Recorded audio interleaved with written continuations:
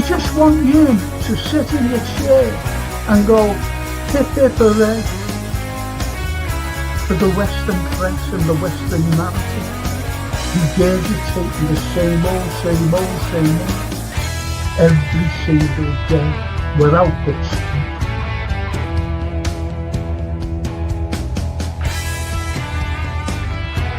Please watch the first series, the first 2 episodes, the second series. Look at that. Absolutely fascinating. And it was the first time the Beatles had really stopped being semi-professional almost.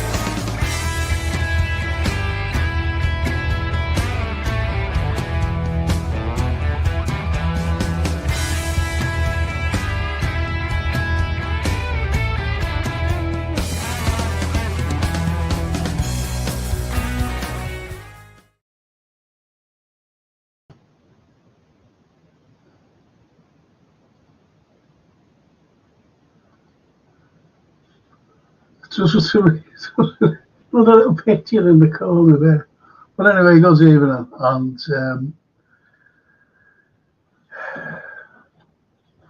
is there any football on tonight? I'm really fed up with it. Because what I might have to do with Anthony is pre-record.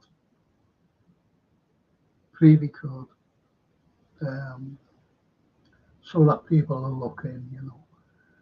It's wrong. It really is. You know, people are just watching matches. I don't know if Liverpool are playing tonight. I just don't know. And maybe that's why. But anyway, this is about the history of literature. Literature is great, you know. You pick up a book, you start reading it, and you get involved in it. But it has to be a good book. It really has to be a good one. A good one that you can get your teeth into. Like a film, for example. You know, you don't go to the cinema to watch a film to be bored, do you? You don't go to the theatre to watch a play to be bored. And not me, and I know actors, great actors, by the way. And we go to the theatre, we have a look at these wonderful plays because they're there for a performance that you come out and you go, wow, that's great. Wasn't it great acting? It's the same as literature. And I'll tell you what else it's the same as. History. Now, I've just been watching a podcast there just now. I always follow this fella. And there's a fella named Medinsky, and he's in Istanbul now, you know, negotiating with the Ukrainians. And the likes of that Mark Rutte, and he's a complete idiot. He's the head of NATO. He's a failed prime minister. And anyway, he said, who's this Medinsky fella? No, he was there at the original Istanbul meeting. So he hasn't a clue. And he's a great diplomat. And he said, oh, he's only an historian. Until the presenter of this said, I was made up of what he said, by the way. He said, historians are the smartest people you can come across simply because they know the background of everything. That's why they're historians. So I was made up with that, you know. It was a little, like a pat on my back. But again, when you look at literature, it's incredible. It's incredible. But I mean literature that's written, no matter how you write it, no matter how you write it. And then it gets picked up. Like philosophers, for example, when they write things, it's like Thomas Hobbes, and you're talking the 1600s. And he said, man is nasty, brutish, and short. Nasty, brutish, and short. And it's like today. It's like today. Oh well. Anyway, let's see what you've been saying. Then I'll bring my great friend up because he loves everything about literature. He loves everything about history. He loves everything about the arts, because the arts, everything that we speak about is enveloped in the arts. From the likes of characters to, I don't mean characters in, comic books or, fairy stories. I'm talking about characters that are, shall we say, philosophical. They have visions of the future because they know about the past. That's what I mean. These people, men and women. As I said to you, one of my greatest heroines is Mary Wollstonecraft. Great woman, great vision.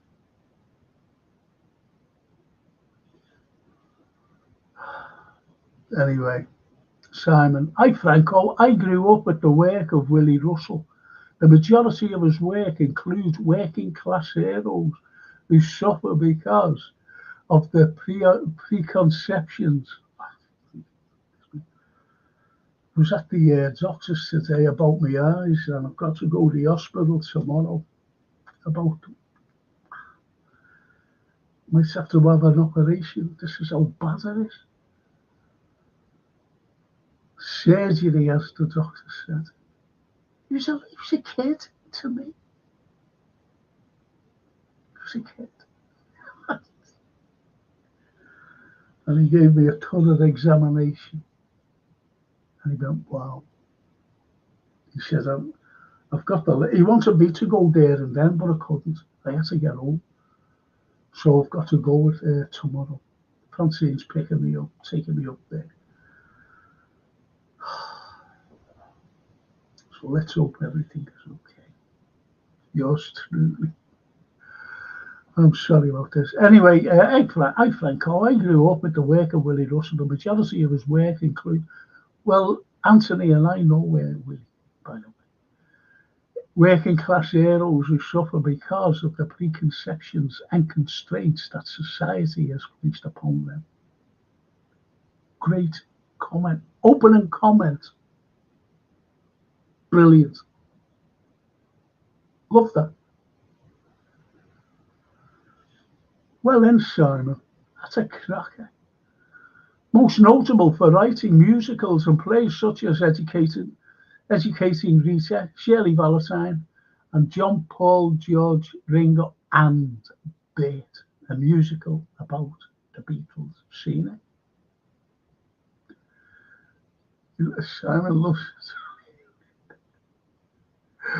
I've always had a soft spot for Dylan Thomas and his work, notably Do Not Go Gently Into the Good Night Under Milkwood was a great poem. Not was, is. I'm sorry. Is a great poem. Thomas was a genius, taken away for 39. I knew a lecturer, what was his name? Dominic Williams. And he said, Frank, English literacy, this fellow. He said, Frank, look what I've got. I said, what? And he showed me an overcoat. And it had like, all the stains down here, all down here. I said, it smells terrible, what is it? He said, it's Dylan Thomas's overcoat. And he was sick. And that's the problem. I went, so behave yourself. You show me that. Not to be too old, So, Dominic Williams, he just loved it. I do not need any friends, I prefer enemies. They are better company, and their feelings towards you are always genuine.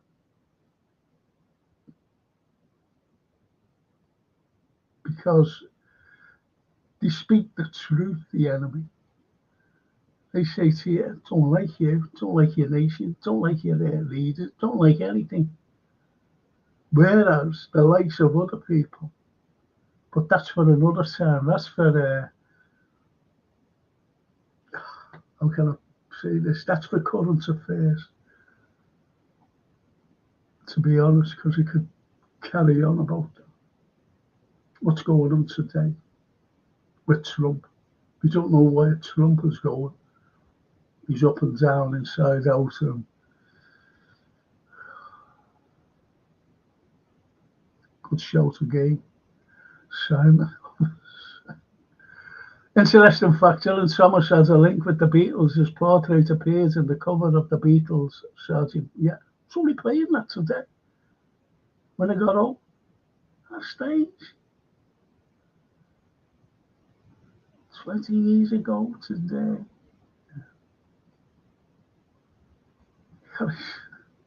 Liverpool has a rich literary history, unique cultural identity shaped by the maritime history, diverse population and work class, notably Jimmy McGovern and Helen Forrester.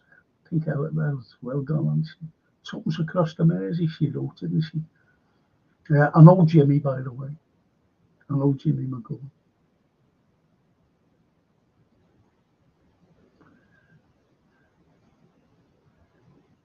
Bella Italia, cara mia, bella, come stai? Buonasera, Franco and Anthony. Giacomo Casanova, he was an unbelievable man. I've been reading up on him. He was a man of many talents. He was brilliant. The only thing you get out of, how can I say this? I'm saying historians as well, but mainly writers, that they just love that he was like a womanizer, great lover. And he was more. I didn't know he was trained. Yeah, the priest. Yeah. Also, to avoid it, he travelled to Berlin, Moscow, and London. He went to Paris as well.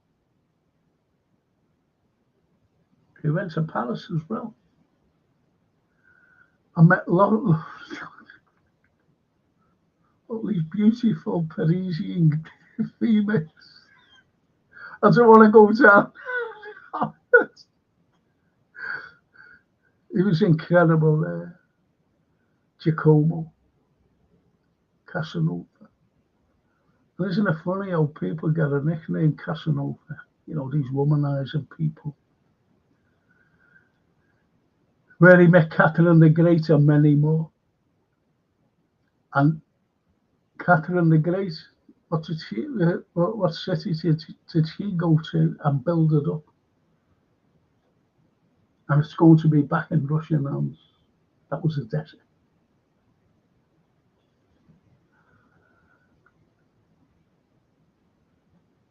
Dorothy. Oh. Germany and Spain. That's the women's one, isn't it? Thanks, Dorothy. I haven't seen you for a while, Dorothy. Do you know what?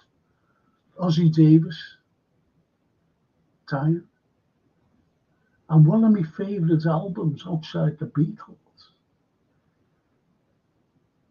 is Paranoia. And I've been playing it today. And Dorothy put us up. I said, I'm going to share this. And I thanked her. I said, Dorothy, thank you for sharing that. I've shared it. Woke up this morning and played it very quietly because I was still in bed, just getting ready, not getting ready, but waiting to go into the shower and the bloody doctors. I didn't mean to say bloody doctors. I'm sorry about that. Thank you, Dorothy. Thank you. I don't swear anymore, Dorothy, because I think Dorothy, we haven't seen her for ages.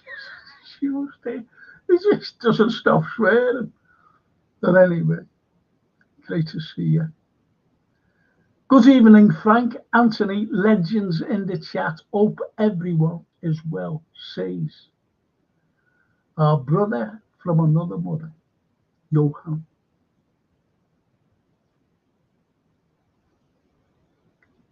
Lovely. I love that. And as Simon says, the only football tonight is the women's semi-final. Spain versus England played last night against Italy. Yeah, no. You should have a full house tonight, Franco. I had a full house last night, actually, which was good. Just Dorothy, as well as the boy. Excuse me, got excited seeing Dorothy's back. As well as the voice from the Black Stuff from Alan Bleasdale and Dockers, written by Jimmy McGovern. That was gritty. Willie Russell, the first thing I need to have is a compelling voice. Once I have that, then I know I can find a play. I can find the route that the narrative has to take. Don't forget it, he came from a household of females. He only had all sisters. I think there were 7 in the family, and all the rest of them were sisters. And I think, when you're looking at educating Rita, I'll just go through these, and I want to bring in my great friends, but when you look at educating Rita, that tells you everything about what happens. Even boys from the Black Stuff, where you can become psychologically, I don't want to say insane or mad, or you've only got to look at Yozza Hughes because his life is crumbling before him because of Thatcherism and work. I don't think you can play Paranoid quietly right now. I can't. Honestly, I had it on my phone, and I was just lying there, as you do, and I had my thumb under, the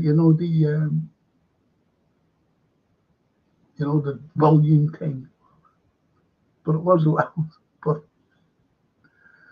And he made a great comment when he said, like, back in the 70s, you were head banging up, when you first heard it, at a party. Same as, I was going to mention, same as me, when I first heard it. Was he? Simon. The Everyman Theatre, I've always loved to go and see a show and experience its bohemian atmosphere. That's great, though. I think it was better back in the day, though. That was when it was more bohemian. I think that's how David Morrissey cut his cloth, playing Macbeth there. Funny enough, I was talking to this great man. And there he is, Anthony. And we were only talking about David's, weren't we? And Ian Hart. We were, yeah. Liverpool grows some fantastic fruit and share it with the world. But yeah, we're doing. That's great. That's lovely. That's philosophical. We grow fruit to share with the world. Yeah. Great Yeah. philosophy there. I've always seen that, and yeah, and you're talking about Jimmy before. Well, Jimmy has got a program out tomorrow night on TV. It's quite a hard hitting one. I'm not going to give any of the storyline in, but it's hard, but it will be good. And he didn't want to make it as a series, so it's just a one. Just a one-off. Yeah, yeah. So Thursday night, it's up. Yeah. I remember he did one, and he was telling me about it. He was actually right about it then. And it was about association. A murder happened. Yeah. And if you were in the vicinity, say like with your mates, and Yeah. you said, I'm going home now, see you boys, and you were walking away from your mates, and all of a sudden, a bit of trouble starts, someone ends up dead. Yeah. You brought in as a party to that particular murder.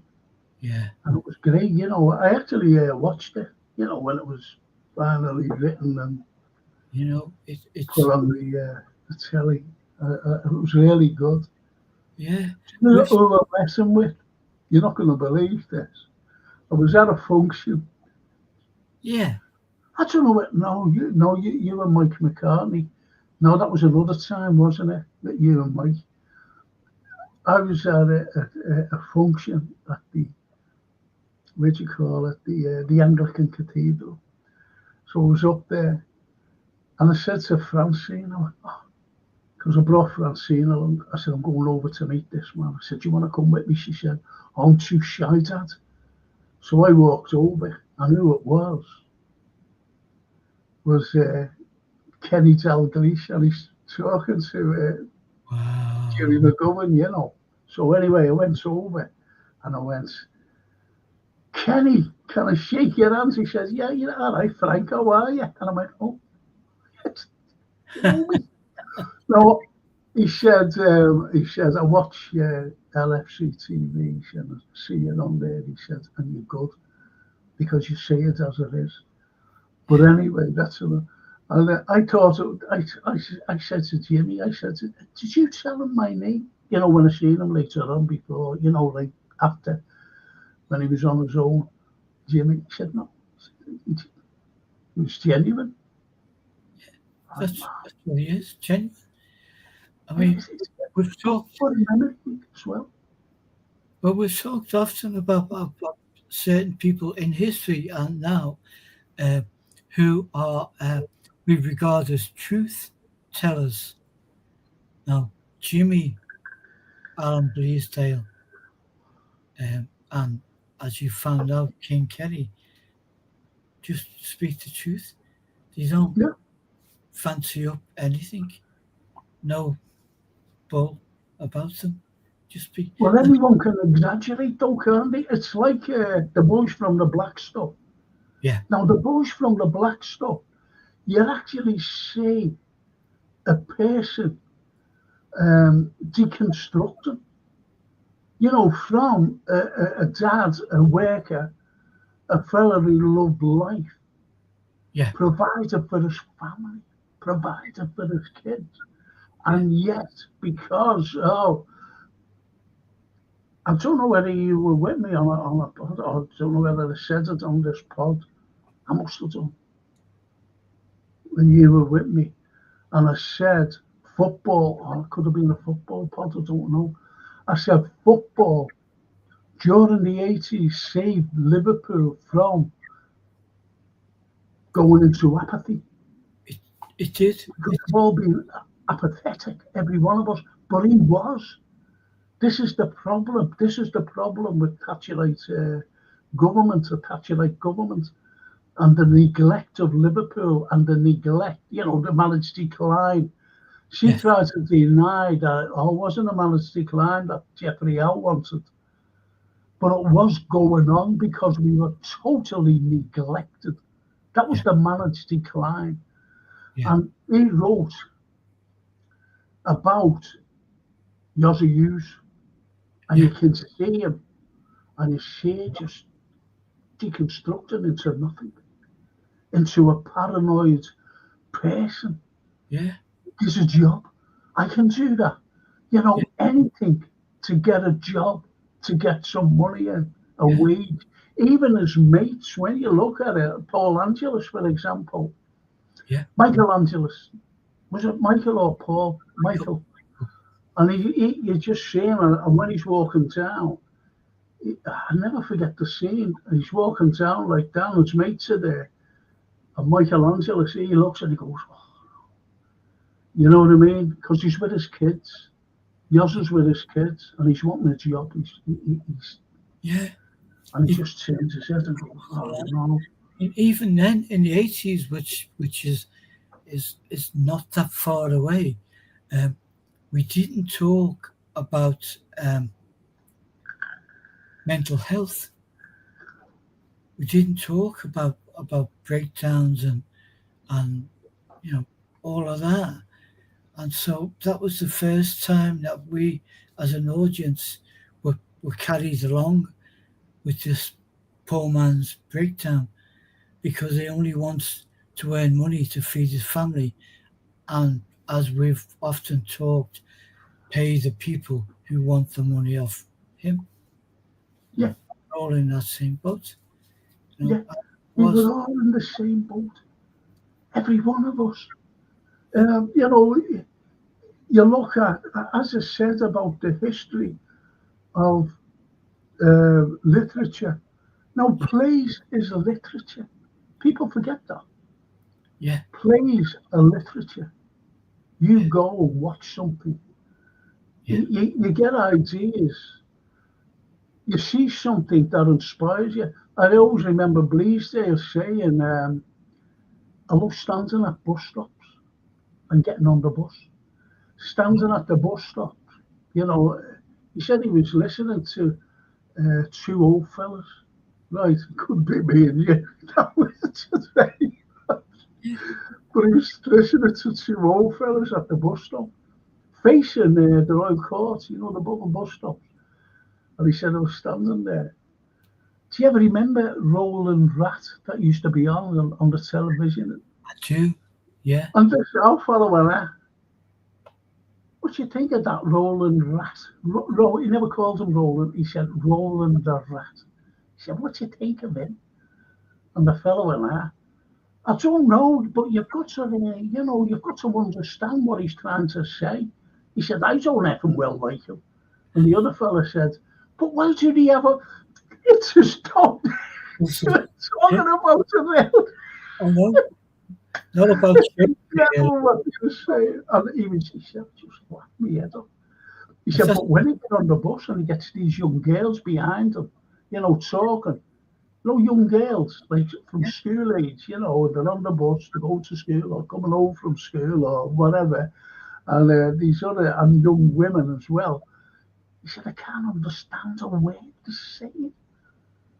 I can't understand one word that they're actually saying, because they speak in a different language to what I grew up with.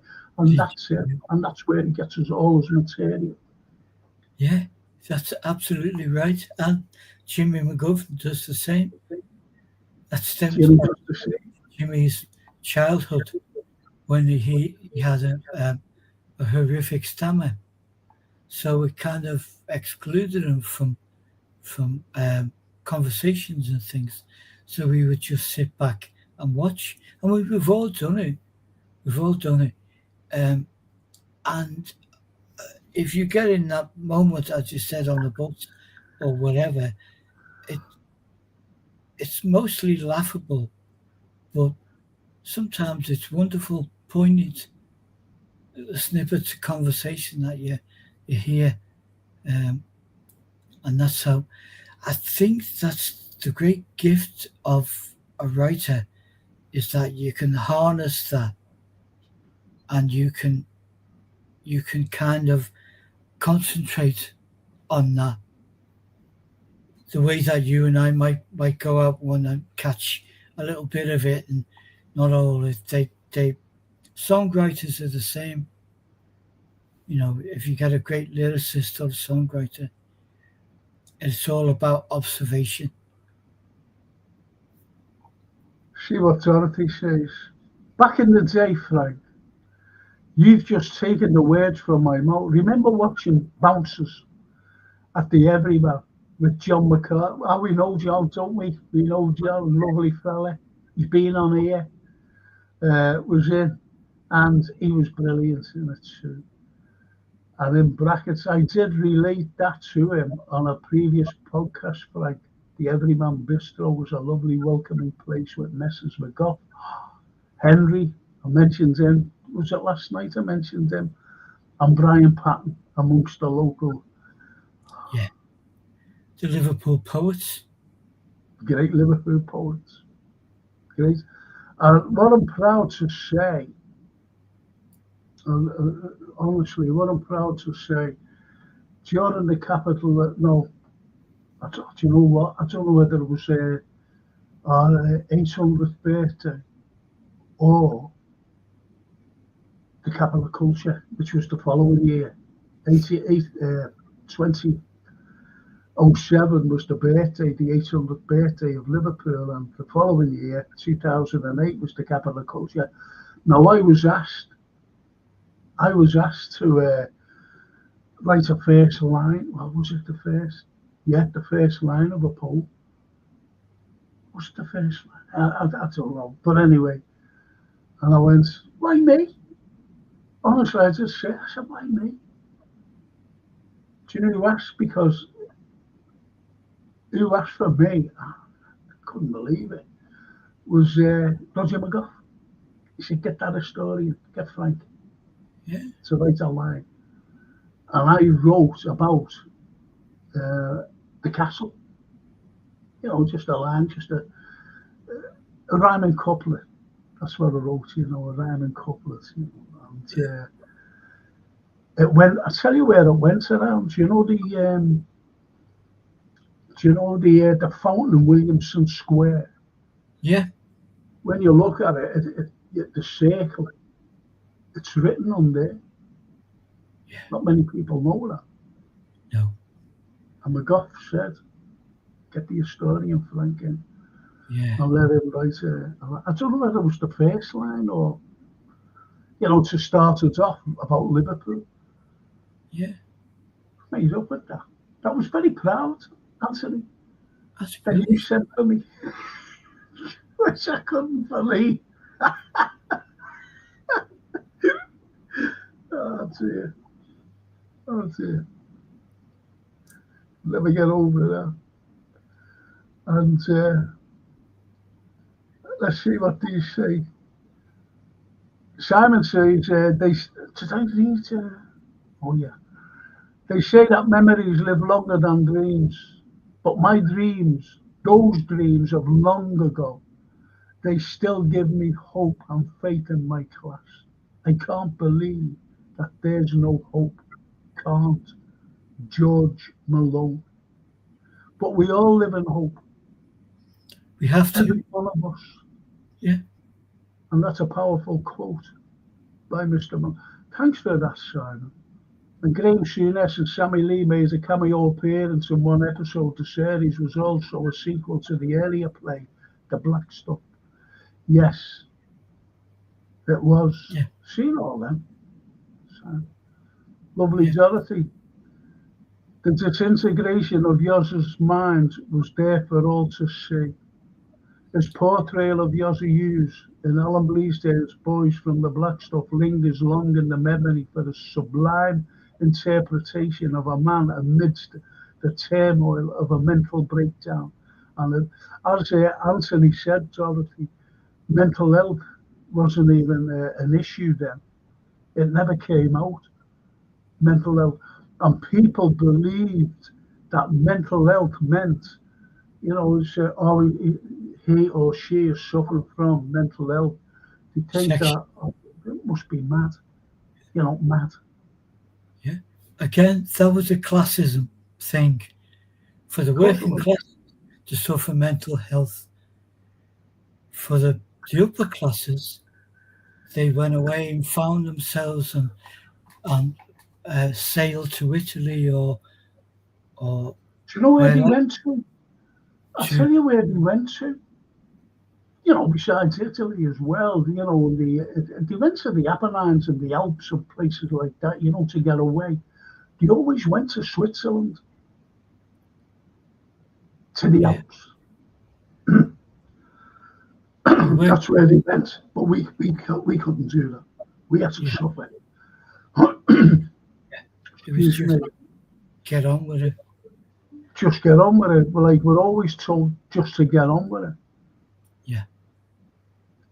Yeah. Right, I watched it the first time round and I was profoundly affected by every performance on how unemployment and the stride of Thatcherism consumed people's lives. Alan Bleasley's incisive understanding. He's a genius. We love him.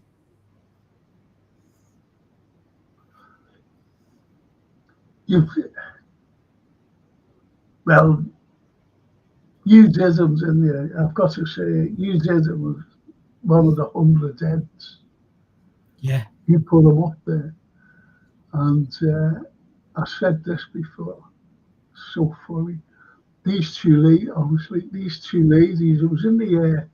I went down, do you know, where the echo offices were, you know. Yeah. And I went down there one afternoon and I went upstairs and you had a number of them, you know, not all, but you had a number of them upstairs, never forget. We did. Yeah. And these two ladies, I didn't even know I was there. I went for something different, but not you know, I was there for a purpose. So anyway, when I went up the stairs, and I see myself, but there was two ladies in front of them, in front of the portrait. They go, he's looking well, isn't he? You know, they thought it was Alan Bleasdale. They were looking at. They never seen the little thing, you know, the little. They were talking. And I said, excuse me, ladies. I said, that's me. They went, no, it's not. It's Alan Bleasdale. I said, oh, I said, well, okay then. That's a walk away. It was Alan Bleasdale. You know what? That's just people. It's like you said before about being objective about people. When we went to St George's Hall, and kind of Laney and I were we were not known, so we could walk around with the kids and no one would say he's the guy that painted them or whatever. We just quiet. And as we're walking around, one of the security guys was saying, "Oh yeah, what he does is he blows a big photograph of someone up, cuts around it, and then sticks it on a board."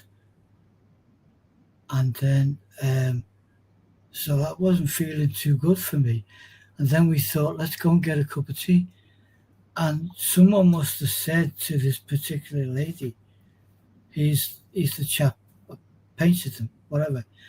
And she came as a retired teacher, headmistress.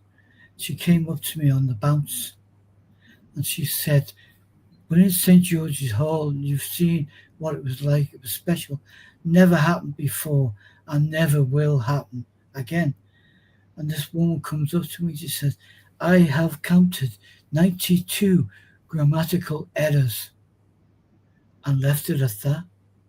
No, on the boards and stuff around it. She must have been looking at Alan Bleasdale's thing and saying, no, that's not Alan Bleasdale, that's Frank Carlyle. That must have been one of the errors. But, you know, it's just, as I said about Bleasdale as well, being pulled up and said, hey, Frank, can you answer the question? He said, you better ask Frank, don't be asking me. So he was seeking for me as well. It's just nuts. But that's the way it is. That's a cracking comment, that sort of thing. Yes. Because it is incisive of the understanding. I think it's the understanding of mental health, actually, and apathy of history says there is the understanding of history. Thank you, Bella. Thank you. And one of Jimmy McGovern's most powerful piece of drama was Anthony, the sad events reacting to Anthony Walker's death. Yeah. But that's just a lad standing at a bus stop. That's waiting for the bus. Yeah. A lad. Yeah. So yes,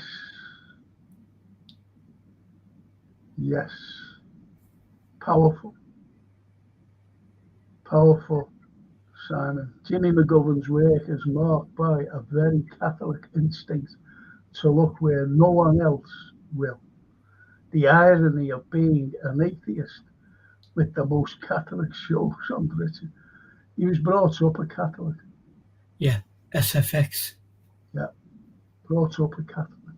But he doesn't have very pleasant memories of SFX. Do you know what? I'm not being funny, but I have great respect. How can I put this well, Sandra? I have great respect for every religion, and I have respect for mine, albeit I'm not a practicing Catholic. Yeah. You see what I mean? Yeah. And over religion, you know what happens? Yes. I tell you, which brings me into this.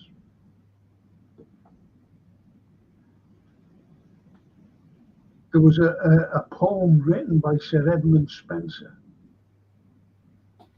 called The Fairy Queen. F-E-A-R-Y,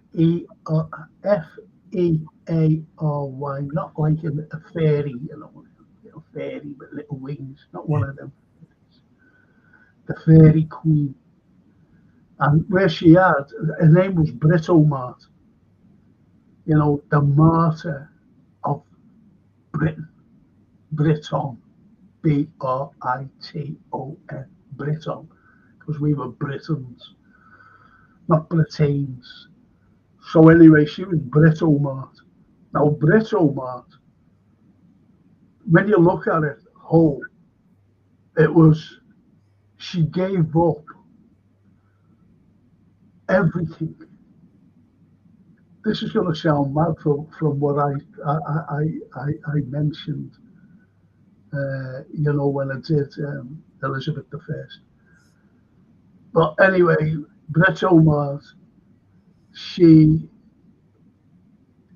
gave up everything. She gave up marriage. She gave up children to marry the country, because she martyred herself to marry the country. Britomart, that's what she was called, right? Yeah. She has a favourite knight who was Red Cross. Red Cross. There's so many cantos in it. It's like that, the poem. It's a poem. It's like that. I had to read it. I had to do it. I was doing a paper on things, Yeah. And I had to do it because I was doing the Irish. But anyway, that's besides the point. And the likes of two groups today got it, but one of the groups got it then, at the time it was written, during the reign of Elizabeth. And one of them was these protesters, these reformers during the Reformation. And when you see, or when you read about George slaying the dragon and cutting the head off the dragon, and all the blood came out of him, the neck of it and the head of it as it was flying through the air. But that black blood represented the ink, the black ink of the Catholic doctrine. And the head of the dragon represented the Pope. So it goes back then. Today, the Marxists used it as the slaying of capitalism. So you see how groups look at, different types of literature, and claim it themselves. And that's the history of literature. That's the history of the Fairy Queen. It just goes on, Red Cross going around, slaughtering people in the name of the cross, the Red Cross. You see? Still goes on. And it still goes on today, It certainly does. But that's the beauty of literature. Yes. Toscana. Ciao Franco, Andy and everyone just caught this by accident and didn't realise you were on tonight. Yeah, I mentioned it last night, Toscana. See, you left us early, didn't you? You left us. You never even said or not. You just went. And you never heard me say. But tomorrow night, join me for the history of literature. Only joking, Toscana. Still love you. Toscana. Simon says, what happened to all the great actors? Michelangelo, he's dead, Michael. Bill Patterson, Julie Walters, Julie's still going. She is a very underacted actress. I like that. She is underacted. She chose to step back, Julie, and then unfortunately, like everything else, your face can fall out of fashion. We assume that goodness, greatness in acting will be there forever. Yes. And Bella Italia says, Franco, have you ever heard of the Baron of the Treetop Italo Calvino? This, despite its self-imposed exile, he became a symbol of freedom and influences the cost of European history. Well, I'll tell you what it reminds me of. It reminds me of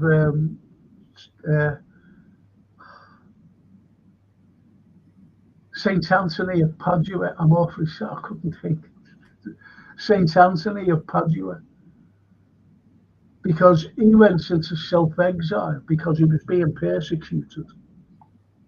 And he exiled himself to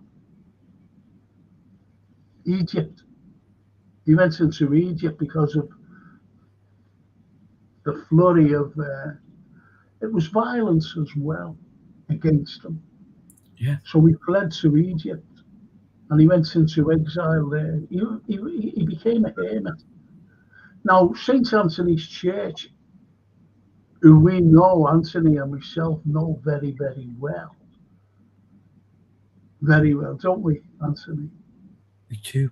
It's one of the special spots in Liverpool, really, and certainly Liverpool history. Yeah. It certainly is. I was talking to her, I think she was on it. One of the comments, and I went to, about St Anthony's. I said, well, St Anthony's was in Skirvin Street. And she was made up. She said, I didn't know that. I said, a lot of people don't know that. A lot of people don't know little things. But anyway, when you look at, different people and different, what happened to them, like St. Anthony of Padua, because that's where he was born, Padua, in Italy. But now the church has been renamed to St. Anthony of Egypt. I couldn't believe that at first, you know what I mean? Okay. But that's where he said, went into exile, and Yeah. that's where he died. Yeah. That's where he died. Yeah. In part, Sorry, go on, Anthony. In part, where my name came from, as we, our family's ancestors, being Catholics, would name you after the saints. So, Anthony.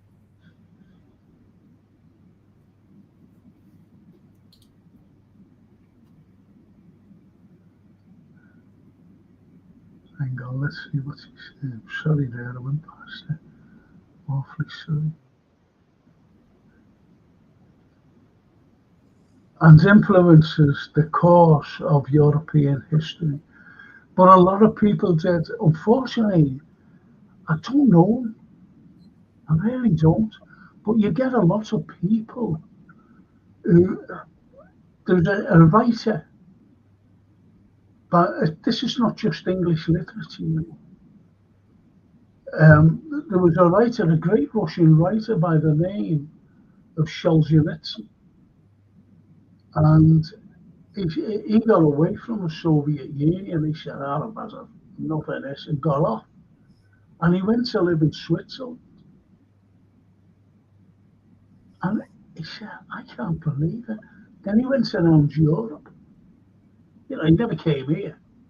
But he went around Europe, the likes of France. And he just shook his head. He shook his head. And he said, one of the most remarkable things he said was, if you go into a cafe, a restaurant, or anything, and someone says something about Russia or the Russian people, they scorned her, they hated the Russian people. Someone's only got it. He said, so really, I couldn't open my mouth. I couldn't open. And he went back to Russia. He went back, Alexander Solzhenitsyn, one of the great writers of modern times. Alexander Solzhenitsyn, he's died now, he's passed on. But it's only what goes on. It's only what goes on.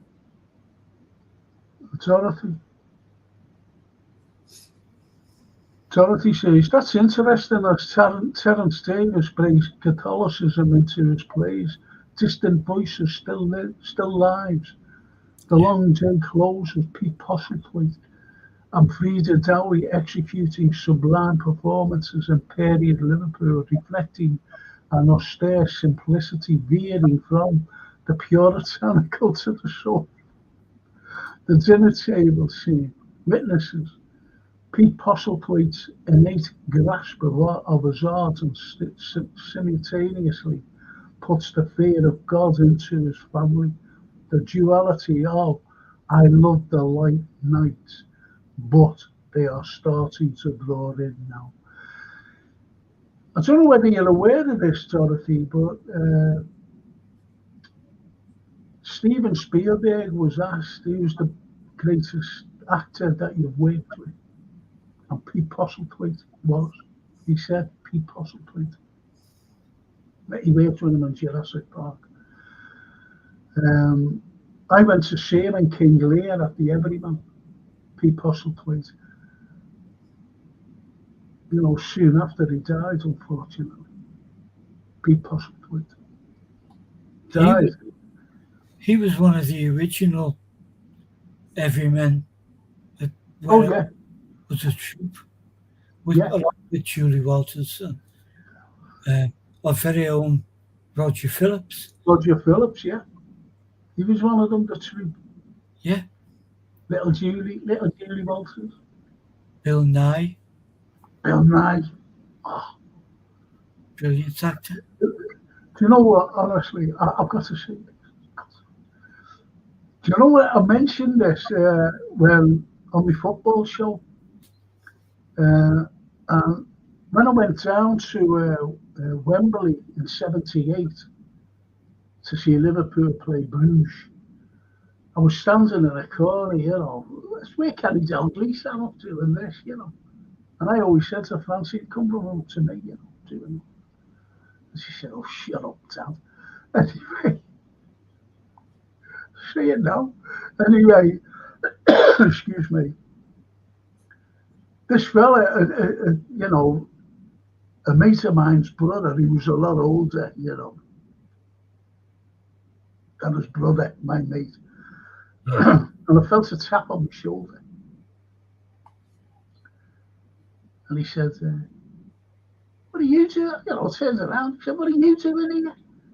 I said, oh, I've just popped out for a bottle of milk. What do you think I'm doing here? And he went, no, cheeky, don't you be cheeky. Because Dorothy's here, I used an expletive. I said, what do you think I'm doing here? Anyway, getting back to that. And it was, you've got to look at, how can I put this? How can I put it? I can't put it any other way. Really,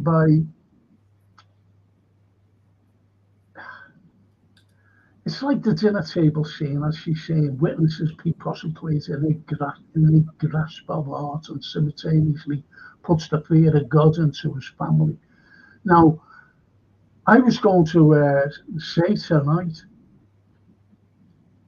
I was going to open up, and it wasn't about literature or anything. What it was we're on the precipice of a nuclear war. And that's putting the fear of God into anybody.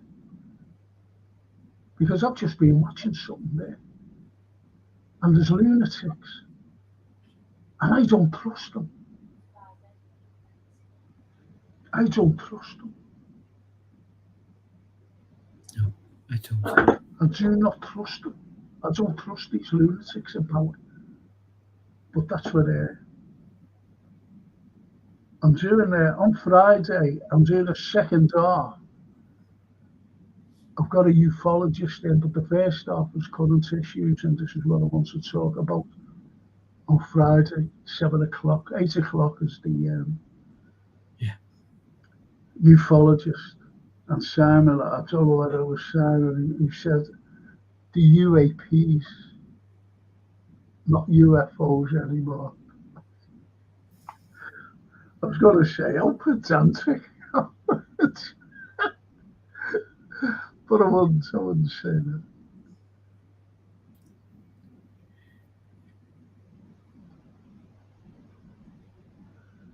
The Great Gatsby and The Catcher in the Rye are classics whose themes of social commentary and disillusionment relate so much to today's world. I'm glad you said that, because you've got, look, when you talk about Dickens, look, even going back to Shakespeare, and he came out with a quote, and he came out about the governed, people who were governing you, but he said the era of today is led by the people, the idiots who govern the blind. Think about that. Yeah. And that applies to, and that's going back to Shakespeare. Yeah. It's going back to, and we look at it and go, Well, yeah, you're right. Everything. And you mentioned, I think it was Simon when he said about David Morrissey playing Macbeth. Now, Macbeth is the greatest of all plays, the greatest of all plays, because everything that you see today is Macbeth. Everything when you see on the TV, the big screen, anything, it stems from Macbeth. And when you look at right at the end of Macbeth's speech, tragic speech, when he says it's a tale, which is a story told by an idiot full of sounds of fury, signifying nothing.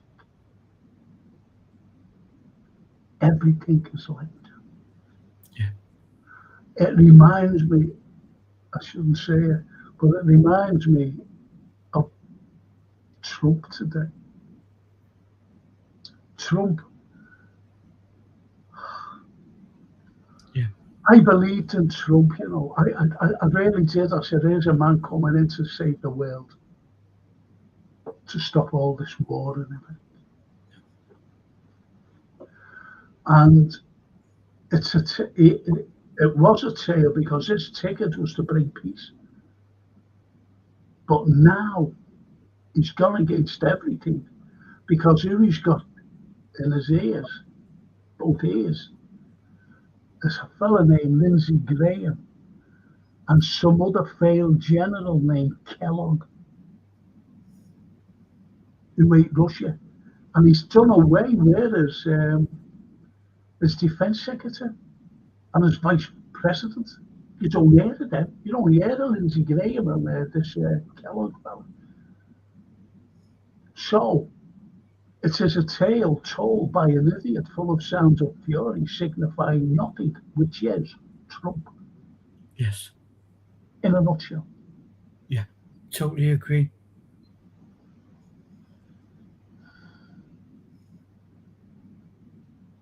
Bill Patterson and Julie Walters are underrated. She was lauded for some of her work. Julie Walters is a brilliant actress. Yeah. Wonderful actress. Yeah. Did you ever see her in what was it called? What was it called? Antique. Oh. And she played this lady, an old lady cleaner. Oh, what was it called? She's so versatile. Julie Walters, she wrote it. Is it Julie Walters? She wrote it. Yeah. What was her name? She died now, unfortunately. I forget. Antique Hotel. Victoria Wood. Victoria Wood, she wrote it. Oh, what was it called? I think it was a skit on Crossroads. And she played this dithering old woman. Acorn Antiques. Acorn Antiques. And Julia played You are the man. The Soup Lady. Classic. I remember hearing years and years ago that if someone can write something which is rib tickling, funny, and also write like Alan Bleasdale can, the poignancy. I mean, even the poignancy of Yotta Hughes, I can do that, gives a job, all of that, and we're laughing at it. But his health is declining, and Julie Walters is just absolutely. But she's dramatic in that, wasn't she? As Michelangelo's wife. Yeah. Brilliant.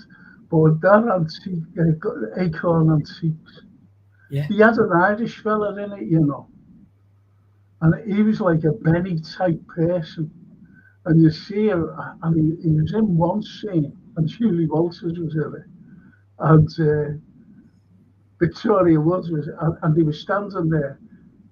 Julie Walters said, not Julie Walters, Victoria Woods' character said to this Benny type fella, she said, "Now you'll have to go and do that for me." So he went, "All right, Miss, yeah, just like that Benny out of Crossroads." He said, "All right," but he has an Irish accent. He went, "All right, Miss, but as he turned, obviously it was deliberate, it was in the thing, but as he turned, there's a lamp, a standard lamp there. I can't get past any pictures of, and he's walking out with it, because that was, Just, excuse me, excuse me, I that was think the top and bottom of it. that is the essence of Liverpool Scouse humour. Yeah. It can be very dark, but there's always something to lighten the load or laugh at. And there's always hope. There's always hope.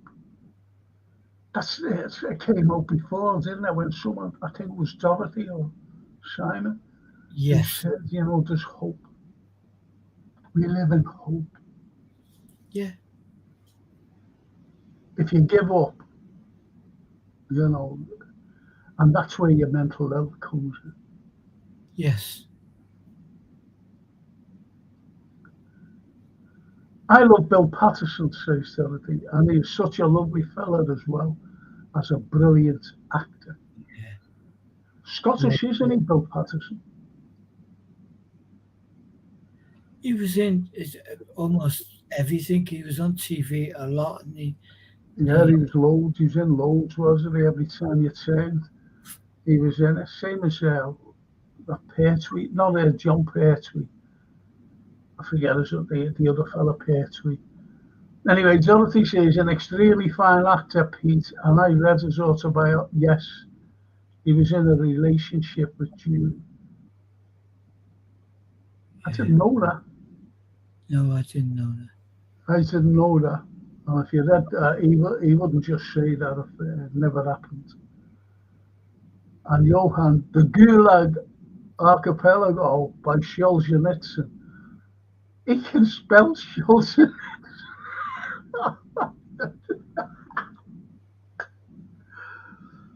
Johann, he can spell. Was one of the larger pieces in the domino that caused the fall of the Soviet Union. That's brilliant. Huh? I'm just amazed of Solzhenitsyn. He spells it. Good grief.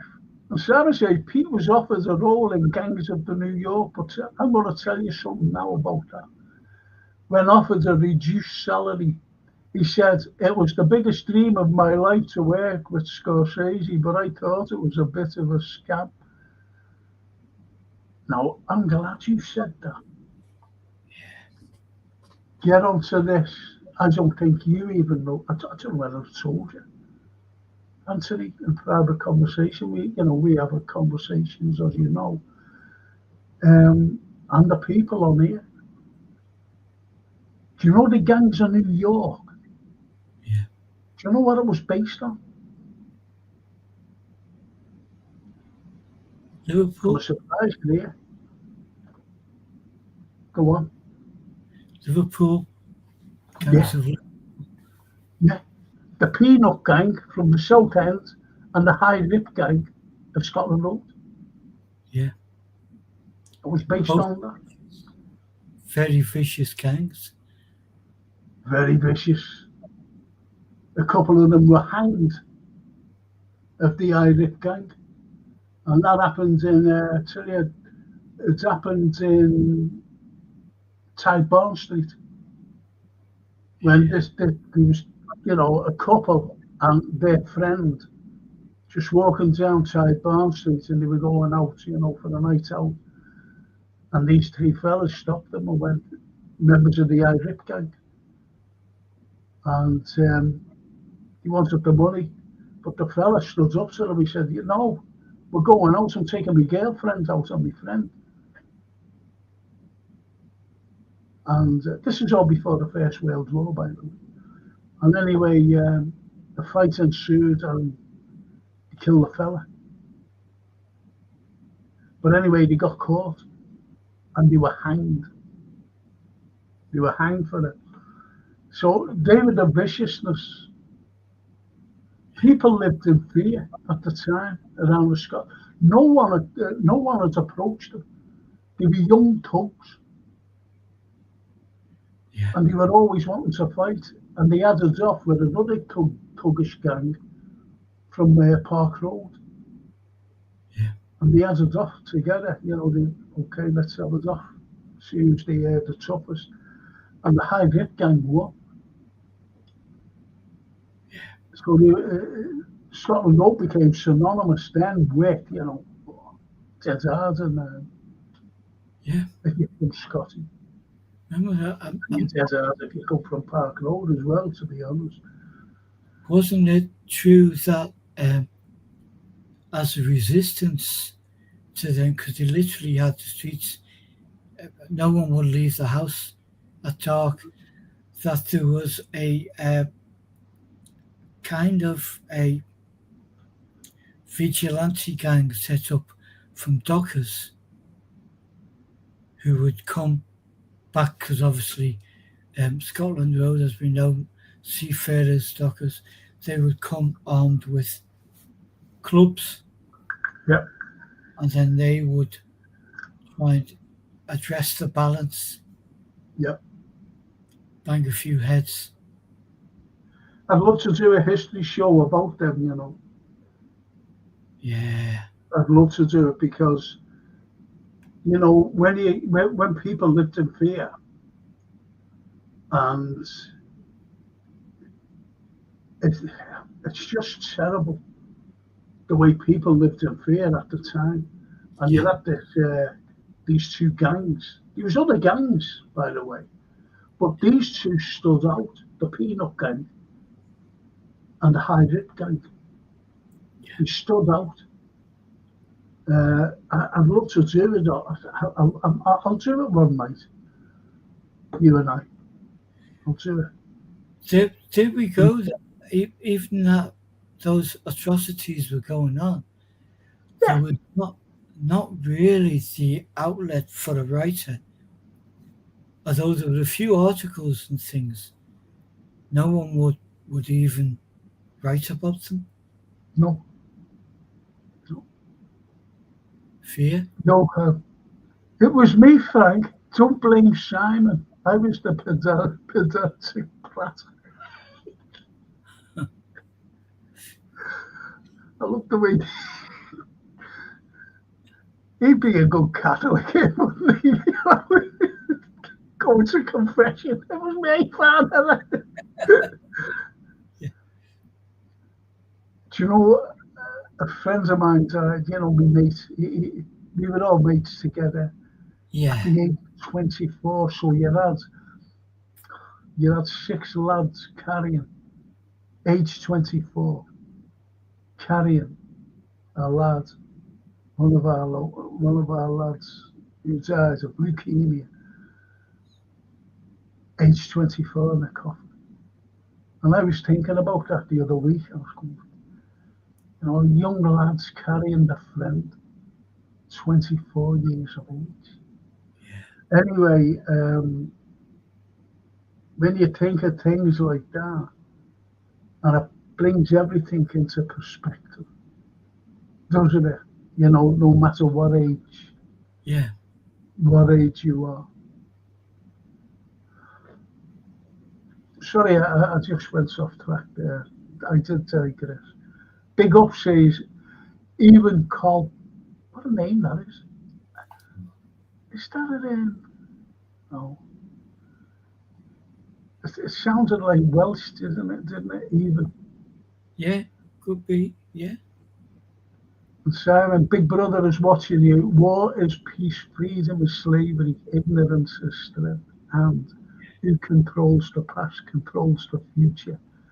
Who controls the present controls the past. George Orwell. See, these are the great visionaries. These are the Absolutely. great visionaries. Absolutely. And we love the great visionaries. We love the likes of Leonardo da Vinci. We do. People say, what's an artist got to do with vision? And, you know, you've got to look at Jules Verne, Yes. a great vision. You've Yeah. got to look at, I reckon, the greatest of them all, to be honest, was the War of the Wales fella. Yeah. Incredible, Yeah. I, incredible. as you know, and you're kind of the same. We're always drawn to wonderful people who make it or do their thing against adversity. And George Orwell is. I'd love to do uh, one of our literature shows, maybe about solely about two or three of the greats, and he would be one of them. Okay, And I love the fact that do it next week. brilliant Frank, Do his it next week. parents wanted him to be academic, go to university, come out flying colours, and he didn't want that. He chose a totally different way of life, which we can understand. Where again, you mentioned it before about observation. So he took himself to France, lived as a tramp, and he just observed how people behaved. Did the same thing in London, you know, just. And the very last book he wrote, 1984, was um, Abject Poverty and in really dire illness. So he knew he might not finish it, and he did it and redrafted and did it.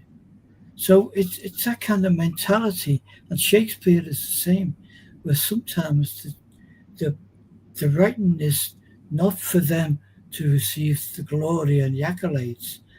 The writing is so it will be read after they're gone, Yes. which I you've got to doff your cap to that.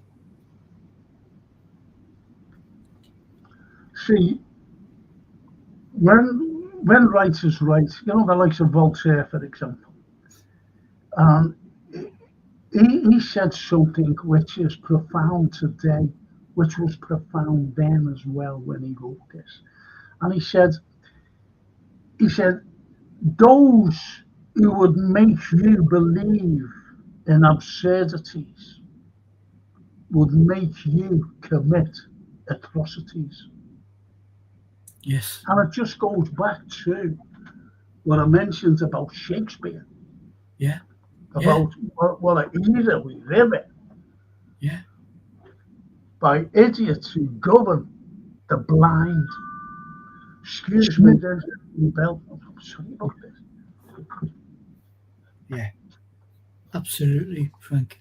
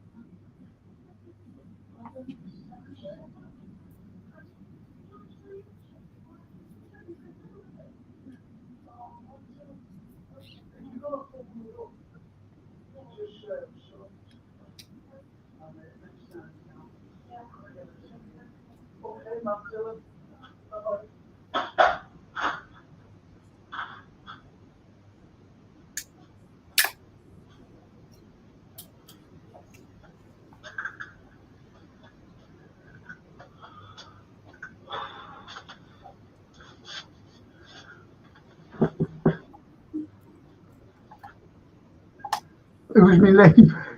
She said, I had my sister down today. I've never Oh, seen her sister. And she said,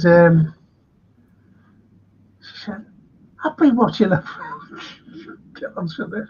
I've been watching a fella on YouTube and he's got DVDs out. She said, I've got them here. She said, go away. She said, yeah. So we put them on.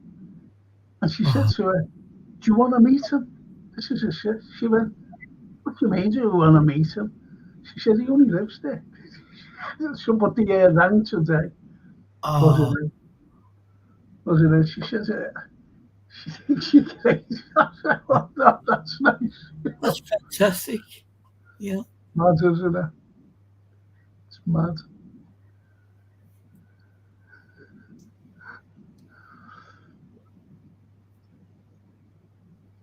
Acorn Antiques, says the lovely Dorothy.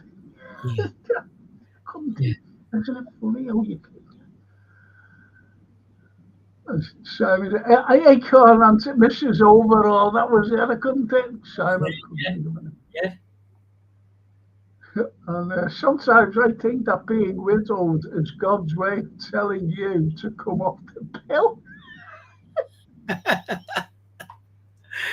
Oh, Victoria Wood. She never, ever, ever forgot her working class roots. Really. I tell you, she did another series called, and it was funny, but it was poignant. You mentioned that little terminology, poignancy, Yeah. poignant, and Yeah. that was Dinner Ladies. Yeah. She wrote that as well. Yeah. Yeah. And I'll tell you who was in it. Mavis Riley.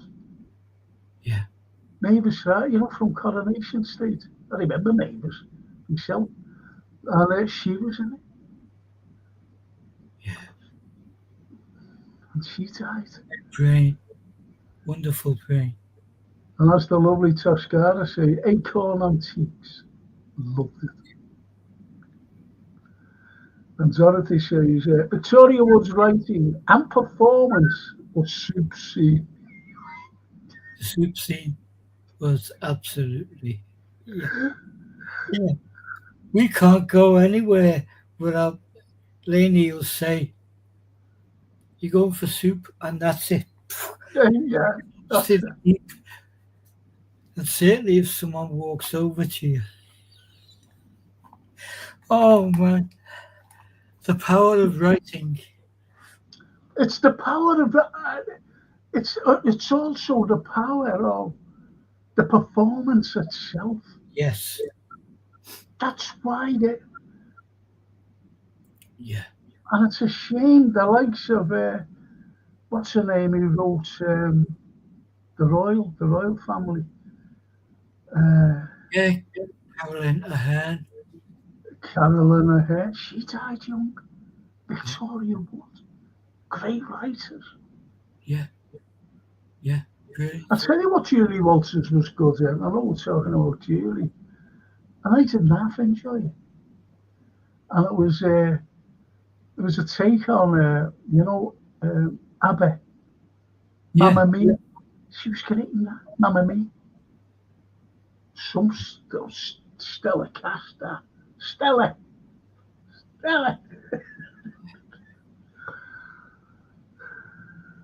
Simon says, Victoria Wood is up there with the greatest writers. Yeah. Life's not fair, is it? Some of us drink champagne in the fast lane while others have to make do with the back of it. That's a cracker, that. Well, Did she say that? She, Did she say that?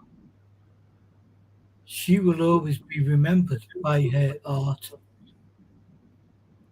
Even at the time, though, as well, it wasn't like when she died, then all of a sudden, it's like Jimmy McGovern. McGovern, the great right, Bleasdale. They're still alive today. We mentioned Drew Schofield. Yeah. Now, he's a friend of ours, right, related to you. Now, we wouldn't talk about him if he wasn't that good. Do you see what I mean? Yeah. No. And Stephen Graham said to me, Yeah. honestly, he's the greatest actor in Liverpool. Yes. And that's from Graham, Stephen Graham himself. Yeah. And there you have it. He gives he can play drama, as you know. He can play comedy. His timing in comedy. Is absolutely, I mean, Drew is an exceptional musician. He can play every instrument. Yeah. And when we were kids, that's where he was going. And it was Bleasdale who clocked him, saw him, and then that that was the road. That's where he went. Oh, try and get him on here, That's it. please. And he loves you. He Yeah. loves you, and he loves the history. Um, Do you know what? Just get him on. Like when he's not free, when he's got time, and he's got a little free evening. yeah, I'd love to have him on, and yeah. I'd love to announce it on there. I've got Andrew Schofield, known to us as Drew, known to others as Scoey. And he doesn't mind that, does he? But so, all right, Scoey, lad. He doesn't. He doesn't. He takes the. I mean, some actors um, get quite upset if like, know him as a character name, you know, uh, Yeah. rather than their real name. And I remember being in London with him years ago, and some guy came up to him in a pub, Londoner, came up to him in a pub and said, "Would you sign this piece of paper?" And Drew said, "Yeah, what do you want me to sign it as?" And the guy looked at him as if he was a bit odd and said, "Scully." So there, so he didn't mind. He signed it. And, yeah, No, no. And, there are a few actors out there you don't mind, if you know what I mean. yeah, I'll tell you that Mickey Stark. yeah, yeah. I was Mixed. with this one night, and went down to Carragher's bar. Something's going on there. Went down, was invited down. And anyway, Michael was standing next to me, Mickey. And he goes, all right, Frank. I said, all right. I never said Mickey or anything. And this one, are you Sinbad? I was, and he went, all right.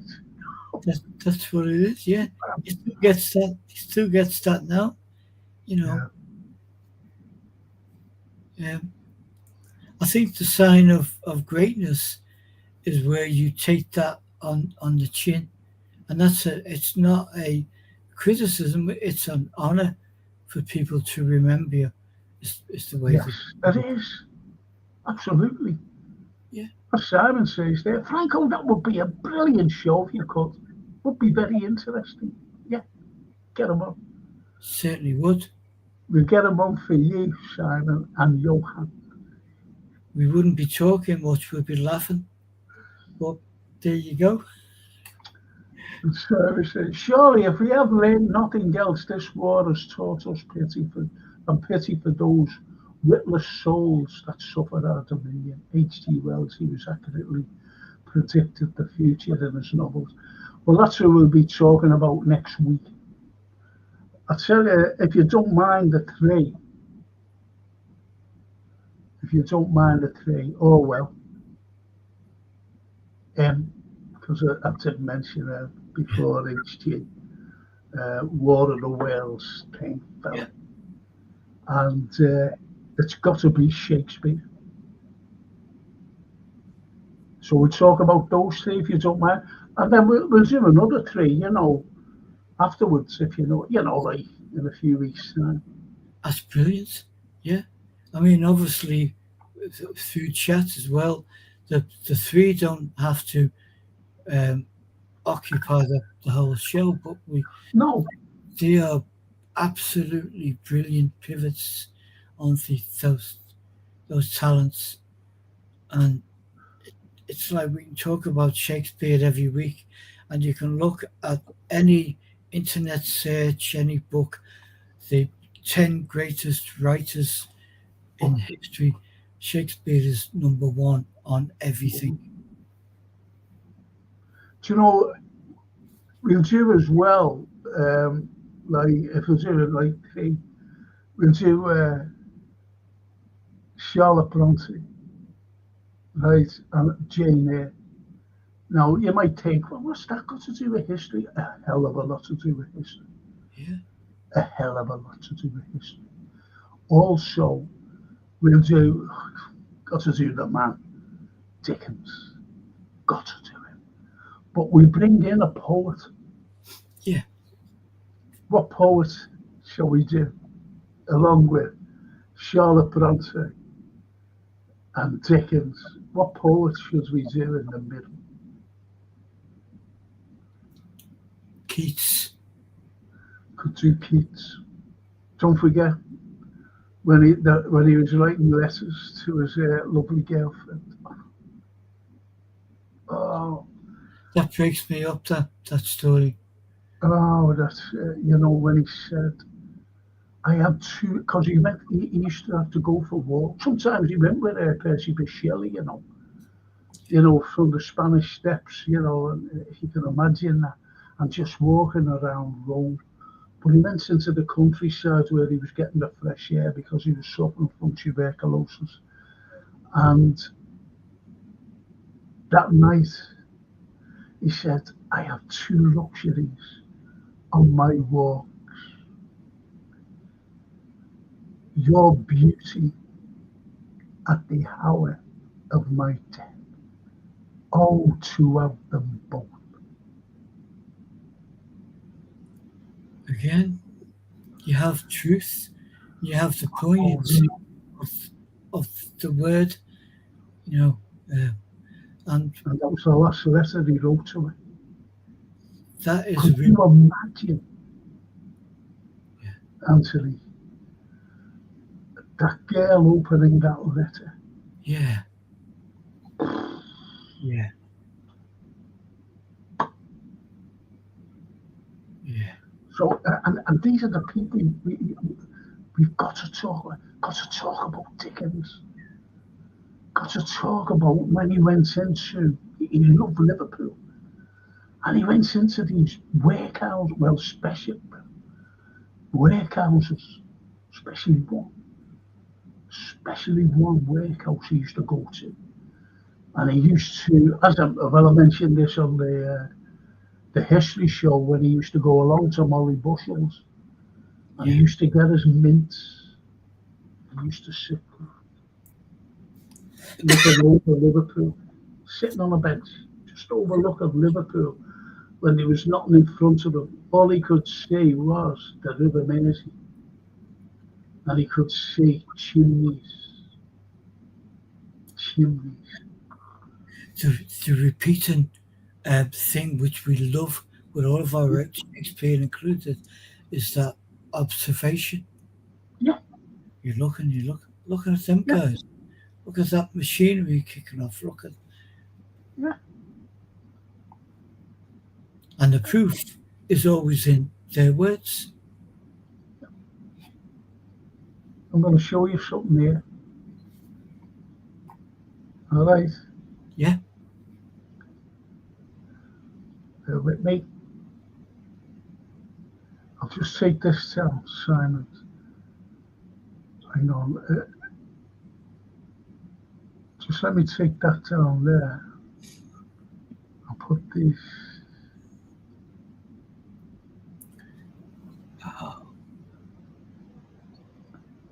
HG, look at him.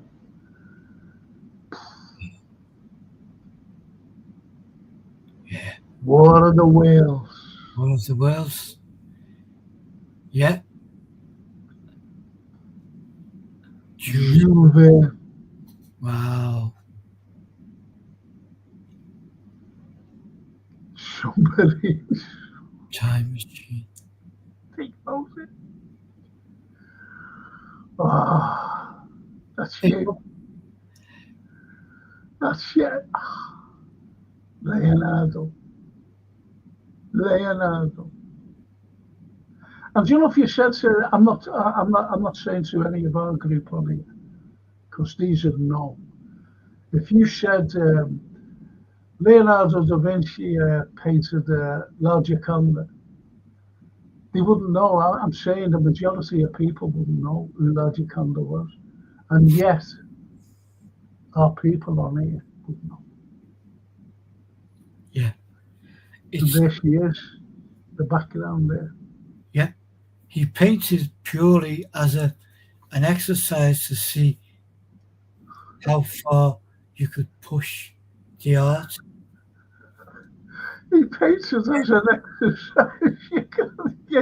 You can't make that up, can you? Paint it as an exercise. He Oh never my thought God. Mona Lisa is finished.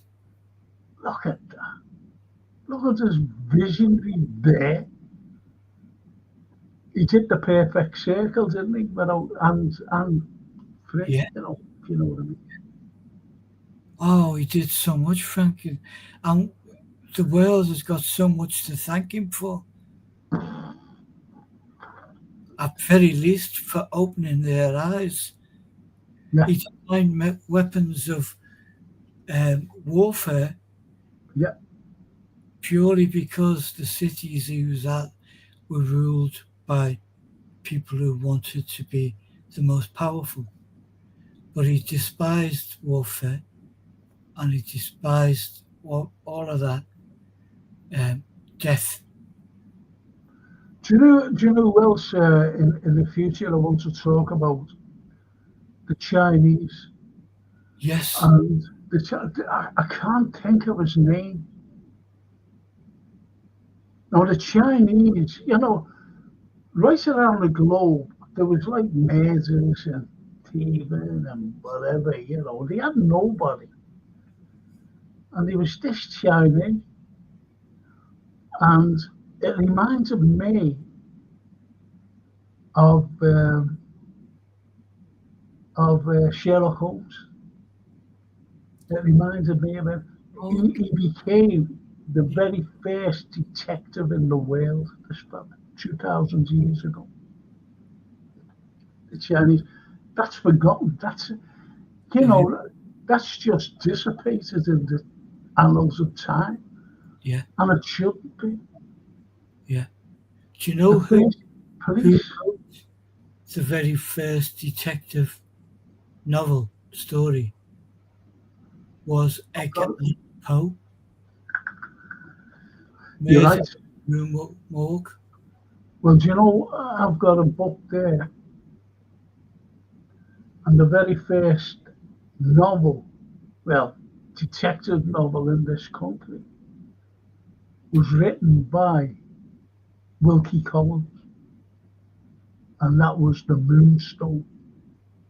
Wow. And Wilkie Collins was a mate of Charles Dickens. Edgar Allan Poe, I'd love to do him as well. Yeah. He tips in. I think it's back to that immortal thing that we love is the um, influence on Leonardo, influence on others, H.G. Wells, and the like. They all influence the oncoming Yeah. writers, artists. William Blake, who never achieved the recognition or fame in his life, but inspired so many. Just that is wow. Now look at the visionaries there, Yeah, the Montgolfier brothers. Imagine going in a balloon for the first time in your life. No one's ever been up there before. You don't know how it's going to go. And you just take off. Now, even, I think, I don't know what one it was, one of the brothers said, even if we died, we've looked at the earth from a distance. If you know what I mean. You know, he's meant looking down. Yeah. That we've never had the experience to see before. Only the birds. Wow. And we had our own. We had our own. We did.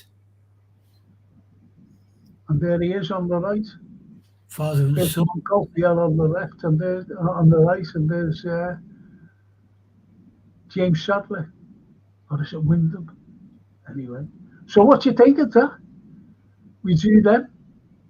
Absolutely perfect. Yeah. Yeah. It leads to so much stuff, and Yeah. Exceptional. And it's the hardest thing in the world to say, hone it down to 2 or 3 people. But we're doing 2 or 3 people in a week. But wow, it's so awe-inspiring to have the history of literature, because we dip back every time. The scariest thing would be creating something new. Yeah. Well, there's loads of things, to be honest, that are new.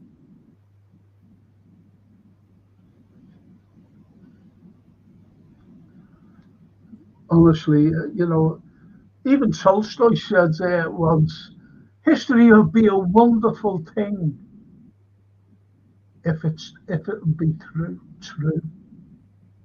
Because what he was saying about propaganda, and this is Tolstoy, Yeah. War and Peace and everything. Yeah. That he, you know, that incredible man. And he said, what you read, and again I go back to the gunpowder plot, because what we've read about the trial was a load of nonsense. Yeah. Yeah. You see, so it's things like that. This is why I started off with conspiracies. You know, you get away the layer of the propaganda, the misinformation, disinformation, the lies, until you come to something that you can't go any further, but that's the truth. Yeah. And you say they were the people who were involved. Exactly. Whatever capacity. Yes. Johann, Orwell truly embraced the method writer role. He certainly did. You've got to be.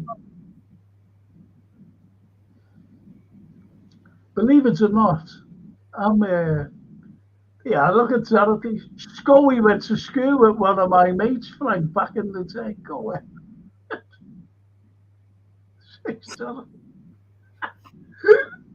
Maybe. Yeah. Went to school with one of Yeah. Isn't it strange the way I said as well before? He doesn't mind, you know, like as I said, the phone's shouting away, you know, and he went, all right, Scully, lad. Didn't mind. Yeah.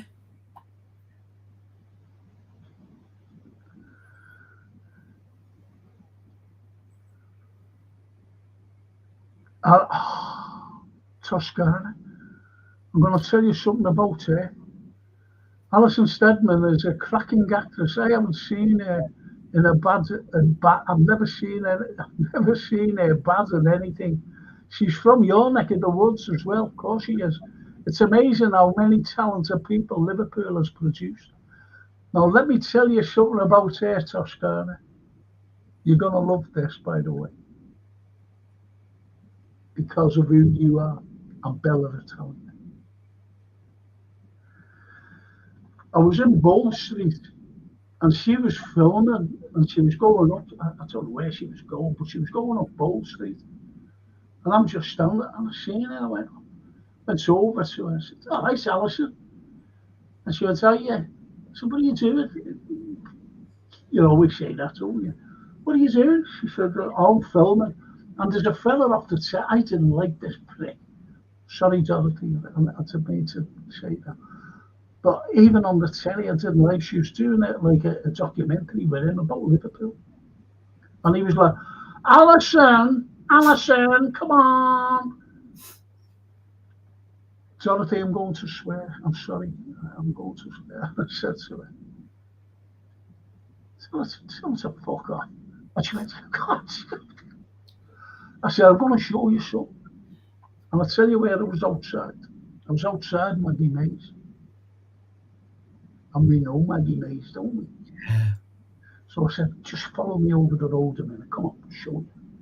So grabbed her arm, I walked over. I said, have a look at that.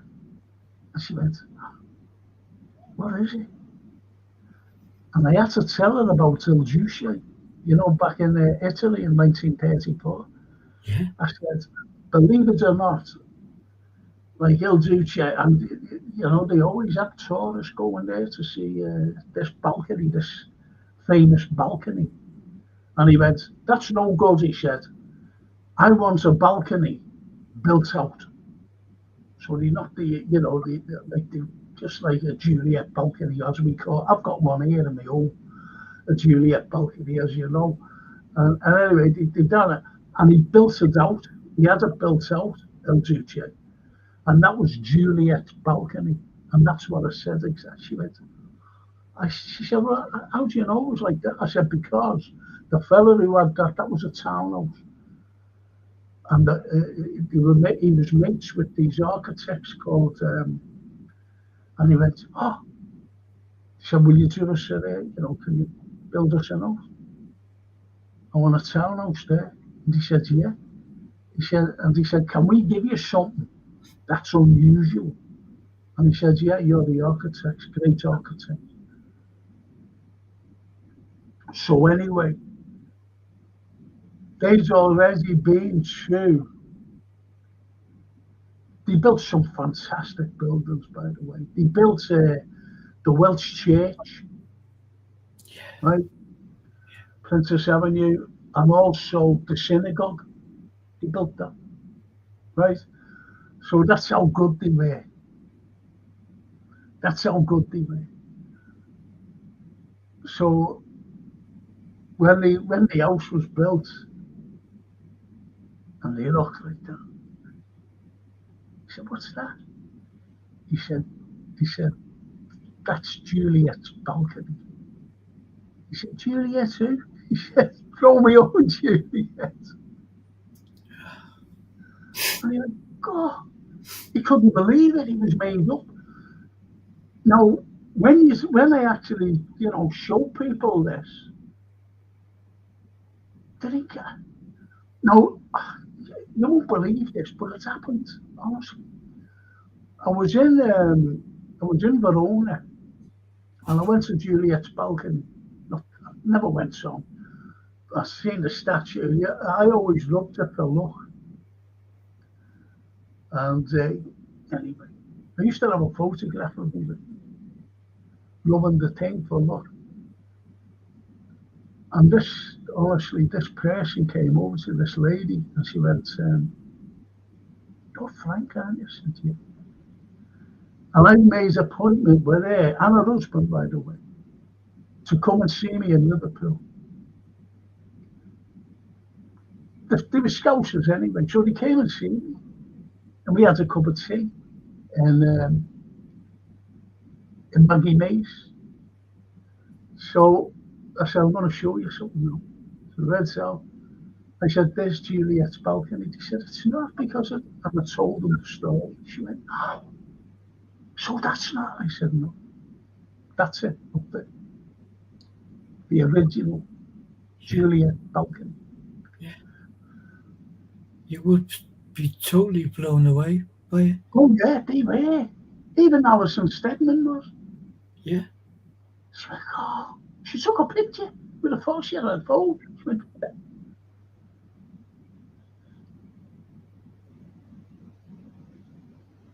so yeah, Alison Steadman, Toscana, great actress, Scouser. A good writing never gets forgotten, says Bella Italia. No. No.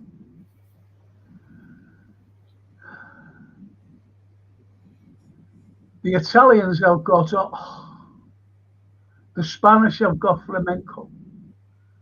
What have we got? Weight Watchers, Victoria.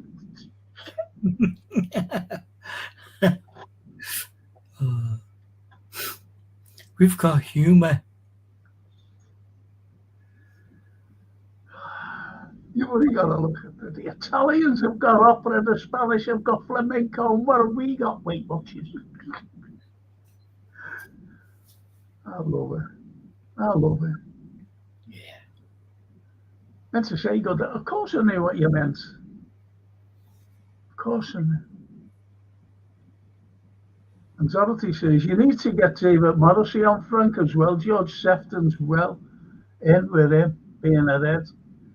I've had George on here myself. He loves Francine, George. I've only got to say to Francine asked George Sefton to come on. And I'll have him on one day. I'll have him on a football show. George. He has been on before. But yeah, David Morrissey. And I was talking to him and Ian Hart when, you know, at McEwen's place. And I said, you know, we was just chatting. He said, what are you doing here? I said, well, I don't know. I'm waiting to go into some like bit of a studio and talk about Liverpool's first recipient of the Victoria Cross. And McEwen had me fucking stop. Sorry, Dorothy, I didn't mean to swear. And I said, he had me standing there and then went into this studio and it was bare. It was bare wall. And it was huge and I was freezing. And this director come in and said, I was all, here's what we, I said, no. So I just told him one take. And he said to me, I've never heard that in one take of my, I've never seen anybody do anything what you've just spoke about in one take. He said, that's brilliant, shook me out. Don't know whatever happened to it. Like, you know, that I was there for about, must have been 25 minutes I was talking without stopping. I just wanted to do it. I was freezing. Passion. I was freezing. I'll try and do that, Dorothy. Andrew has never changed since he was a young lad. Very good actor, says Dorothy. It's going. It's going. We'll try and get him on. We will. Won't we, Anthony? Yeah. And Johan says, Bella will tell you, you can kill the man, but not the idea. They're coming out with actors here. Ken Jones was brilliant. And what do you mean there, Fletch? You know, when he was in Porridge. And he was in another thing called The Squirrels. It was like an office, you know, an office pig. So, yeah. So, I don't know what you're talking about. Oh. They used to just. The great one with so many brilliant young and old actors in was Alan Blaisdell's No Surrender. But as he says as well, Dorothy, Ken Jones. Yes. You know, I think his timing and everything was spot. Dorothy, as I mentioned ages ago to Anthony about Bruce Schofield, his timing in comedy, like Ken Jones. Yeah. Incredible. Incredible.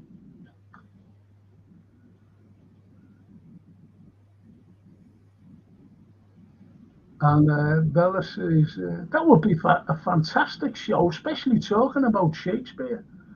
I've got loads to talk about Shakespeare, and I mean loads.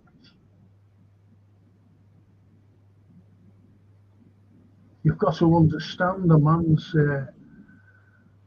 logic. Very clever man. The way he portrays it. We'll talk all about that, Dorothy, Bella. We'll talk all about that. The cleverness. I was never afraid of failure, for I would sooner fail than not be among the greatest. Just for you, Anthony. John Keats. Yeah. Yeah. I love Keats. I love. There are three poets I love, and you know they are. Keats, Billy Blake, William Blake, and you get certain poets, like, you know, people are saying, what about Coleridge? He was always off his head, smoking the whatever he was smoking. You know, the likes of opium. Yeah. I love the opium dens. Yeah. You know, well, the other one I want is Robert Browning. Yeah. We talk about them. Yeah. Those two poets. Yeah. When you think about Keats. Yeah.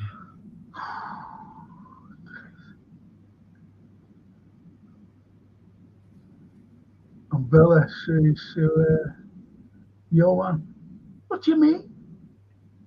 I've done an argument. Don't argue. There's no one who compares with Dickens' astute observations and characterization. Yeah. Dorothy, I love you for saying that, because I've always said that, haven't I, Anthony? Absolutely. Yeah. Always. And you've only got to read a page in any novel and you can immediately picture what you're looking at. You know. Do you know what? I think I was saying, was it last week? I don't know. Or private conversations, I don't know, when we phone each other up. And I said about, you know, it's descriptive writing is second to none. Yeah. Yeah, one fella came out, he only ever written one book. Everything else was plays. And this book he had written, the descriptive writing in it was mind-blowing. Yeah. Just like Dickens, the descriptive writing. And that was Oscar Wilde. And the picture of Dorian Gray. Wow. Incredible descriptive writing. Wow. That's what grabs your attention, the descriptiveness of a story. I love that coming from a place of darkness at times. Absolute, and yet they still create. I mean, we all assume that Charles Dickens was a very, very wealthy man because of the quality of his work. It's symptomatic, really, of life. They say to you, what do you do, Frank? And you say, historian. Are you successful? And you say, yeah, because I'm doing it. But people assume success means money. Do you know what? You're so right. Because I've told you, haven't I, before, people think that I'm absolutely loaded. And it's not all about that, is it? No, They're completely wrong, like, it's not. However,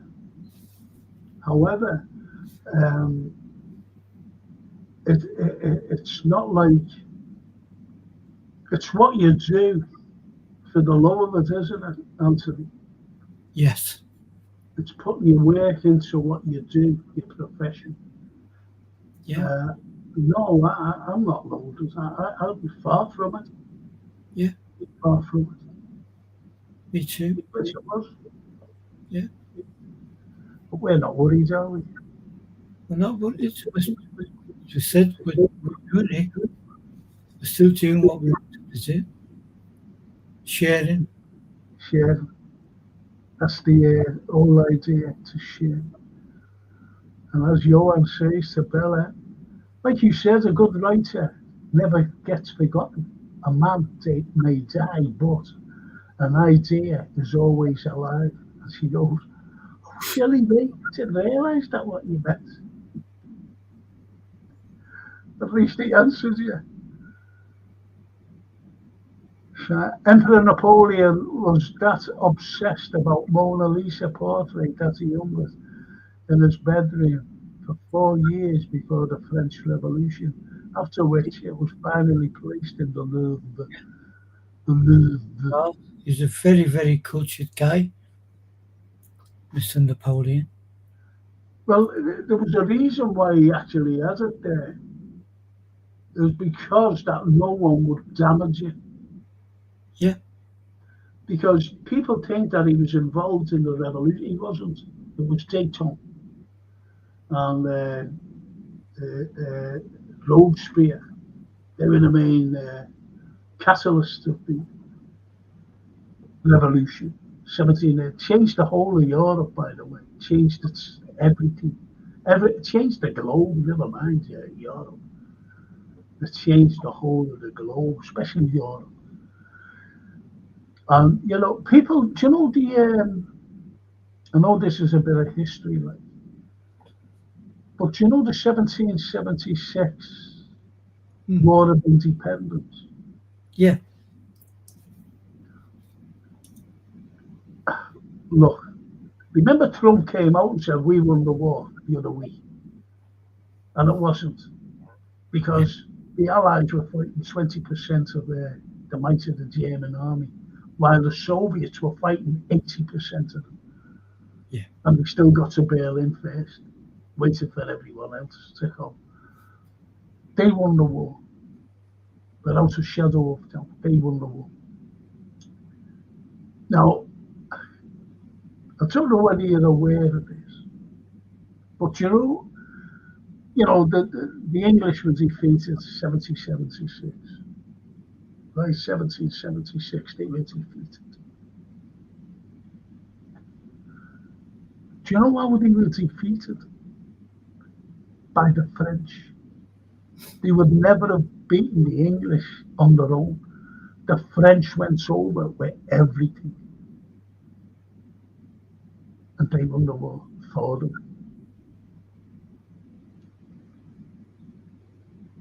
And people don't realise that. No. They don't.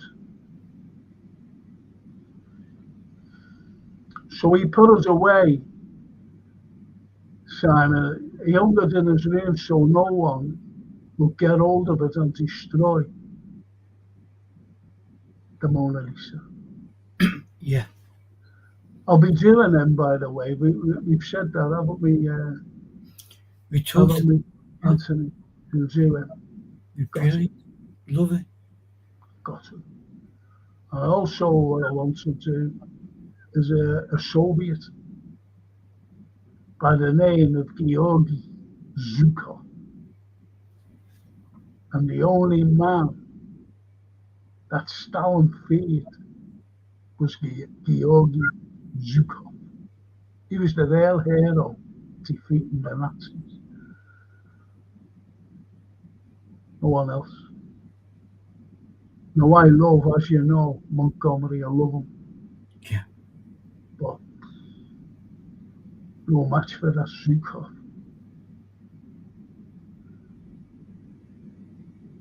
If that balloon was made by Boeing, I'm not stepping on. EasyJet. Oh, God. Otherwise, you'll fall. Our lad, James Sadler, he made a balloon, and he was the second one up. Yeah. He was the first British aeronaut. And his son, Wyndham, spelt W-Y, Wyndham, right? And he was the first fellow to cross an expanse of water from Dublin to Liverpool in April 1870. Yeah. Oh, I forgot to mention like the lads who built that fella's old, they were mates, and Juliet Balcony, with the Audsley brothers, they built wonderful, Yeah. the wonderful Yeah. Welsh Cathedral, which is it's in a bad state, it's shocking what to do to it. And the synagogue.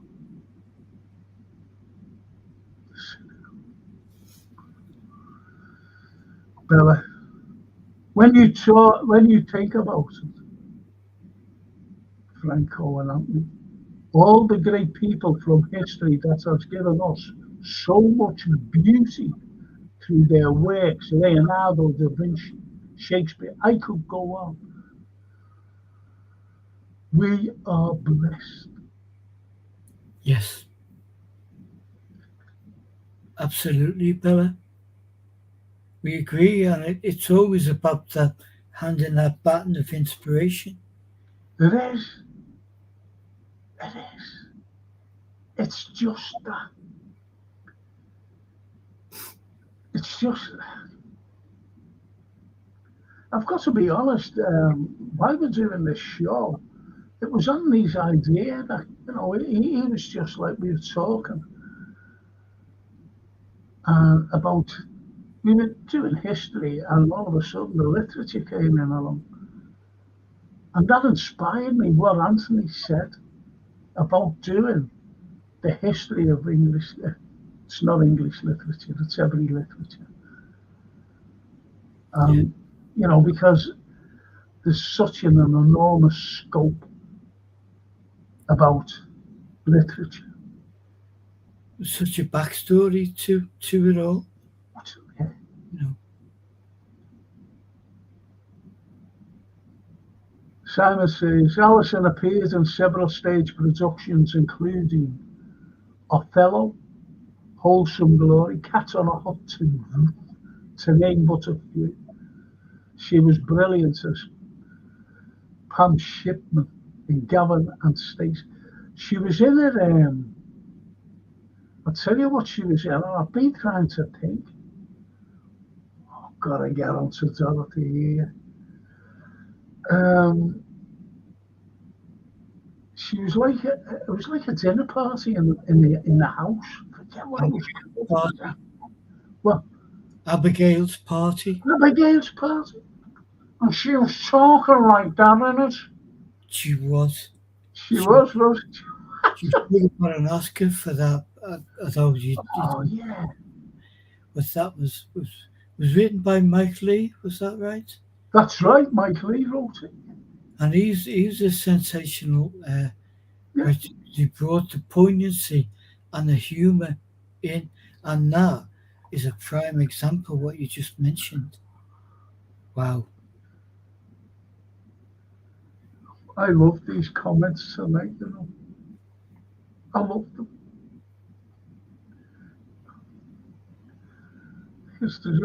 Here's one about the two Ariels meeting on a roof, falling in love and getting married. Two Ariels. The ceremony was rubbish, but the reception was brilliant. Tommy Cooper. You could imagine it. Yeah. That would take him about 20 minutes to get through that. It's just his expressions. Yeah. And, yeah, I know. the reception was brilliant. But that again, that's the mix, because that's the beauty of drama. Yeah. You know, delivery. It's just, everything's about delivery. Dorothy. In Xanadu to Dublacar, a stately pleasure dome to create. He wrote that Coleridge when he was off his head with opium.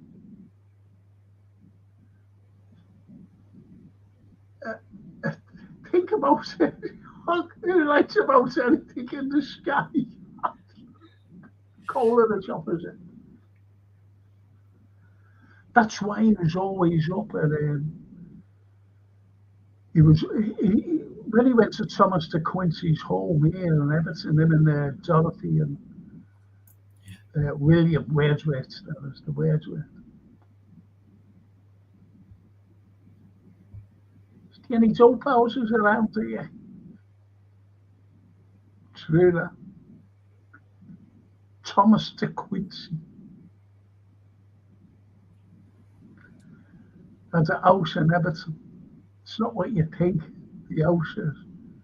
It's it was a resort. Everton was a resort of beautiful villas, mansions, Mansion houses. And countryside. Beautiful. And Wordsworth, his sister Dorothy, and Coleridge, Samuel Taylor Coleridge, used to come down and see him. Because he was always up there at Gillespie. Yeah. And the other, because he wrote a book, didn't he, called The Confessions of an English Opium Eater. Yeah. And one of the opium eaters was Samuel Taylor Coleridge. And Xanadu, Kubla Khan, in the sky, up his head. It's like Keats, when he was sitting in his mate's garden and he just lost his brother at 21 years of age of consumption, tuberculosis. And he went, he said, have you got any wine? He said, yeah, I've got some wine. Yeah, get it. Bottle.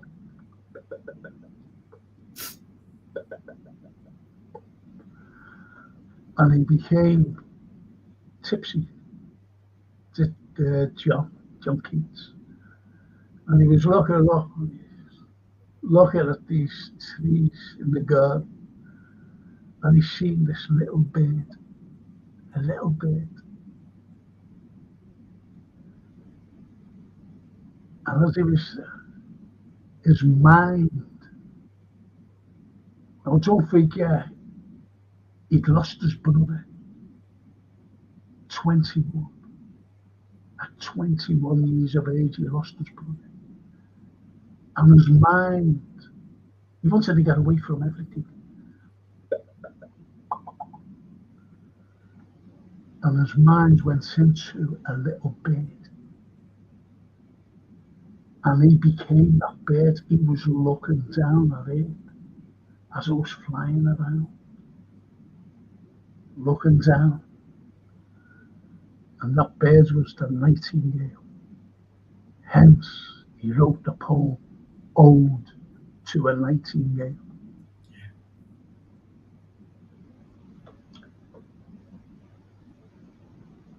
Love Keats. Want to crack at that sort of thing. Thanks, guys, for tonight, Cesar. And everyone on the chat for a very good evening. Thank you all very much for both a very enjoyable and informative evening. No, thank you, Simon, for your contribution. Thank you. Brilliant. Yeah. These are all brilliant.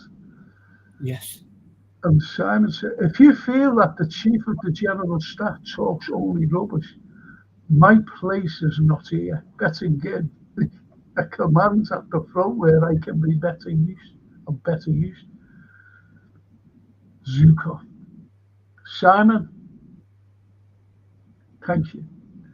And as the lovely Bella and Toscana would say, mille grazie. Prego. Mille grazie. Fantastic. Trump says we won the war. And Zhukov and his Red Army taking the out to drinking vodka in Moscow. It's incredible, though, isn't it? You know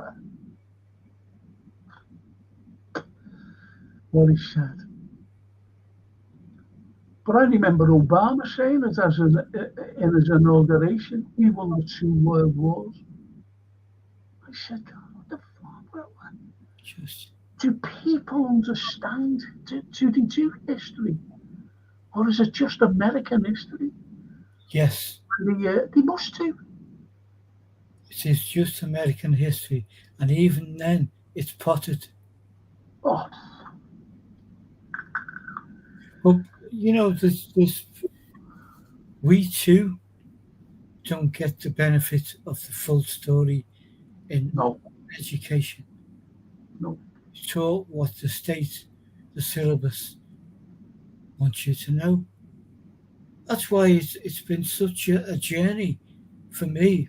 We've been friends for many, many years, but to discover something and think, why didn't I know that? Why weren't we told that? Still goes on. Exactly. Every country. You know, let's be honest, who didn't know that Liverpool gave policemen rubber soles? No. To catch thieves. Well, everyone was walking around under their police forces. Yeah. Their hobnail boots. Yeah. You know, I know they're trivial, but they're important. Yeah. And everybody copied it. Oh, it's not trivial. It's massive. But then certainly when you compound that with, like a few years later, the Beatles recorded the album. Exactly. Rubber Soul. Rubber Soul. Oh. We have got a laugh. We have got a laugh within this madness. Johan says, Frank and Anthony, any book recommendation? Depends on literature. Yeah, I'll tell you what I'll do with you, Johan.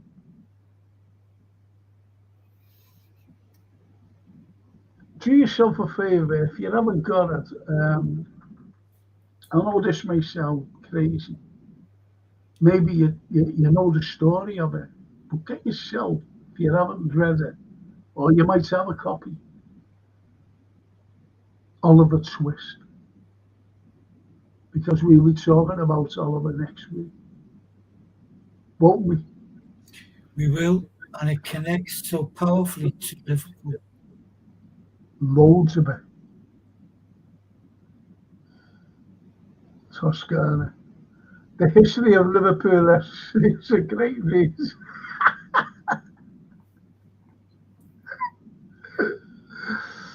Oh, Bella. Good night, Franco and Anthony. What a wonderful night. Love it. History, love learning, especially from Franco and you, Anthony. Thank you. Isn't that lovely? That's brilliant. And Bella says, good night to you all in the chat. Have a good night. Thank you, Bella. Good night, Bella.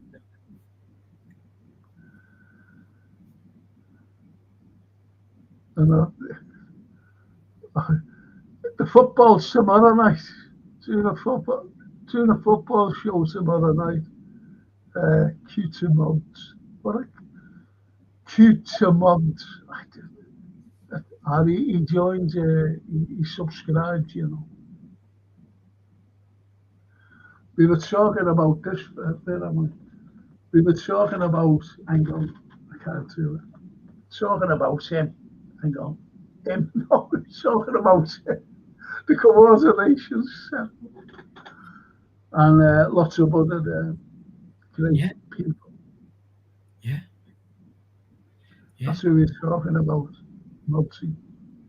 Yeah. But tomorrow night is the football show.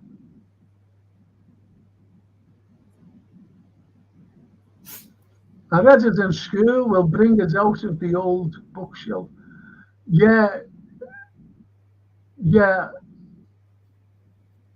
Even if you don't want to read it and you know something about it, we'll be discussing it. And it'll jog your memory, actually, even though you read it in school, because it's a book that you should never ever forget. Ever forget. No. And this is why we've done, a podcast called The History of Literature.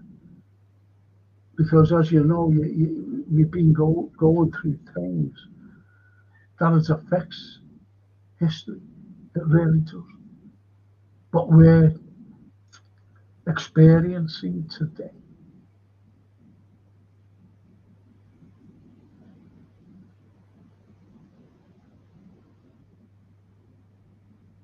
Johan, yeah.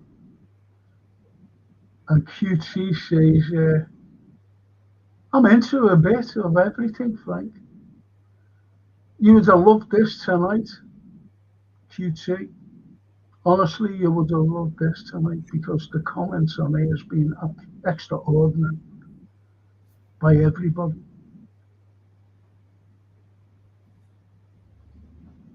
And thank you, Frank, Anthony, and Legends in the chat for another great show. Take care, everyone. Have a good night, Legends. Thank you, Johan. Wow. Don't forget, Friday, I've got a ufologist up. Brilliant. So that's the first half of the show, isn't it, Frank? Yeah, first up. Friday. And the second half, I'm doing the. Would you like to join me on Friday? Who, me? Well, I join you by listening and stuff. No, I want you to join me. I'm going to show them. I should have showed tonight,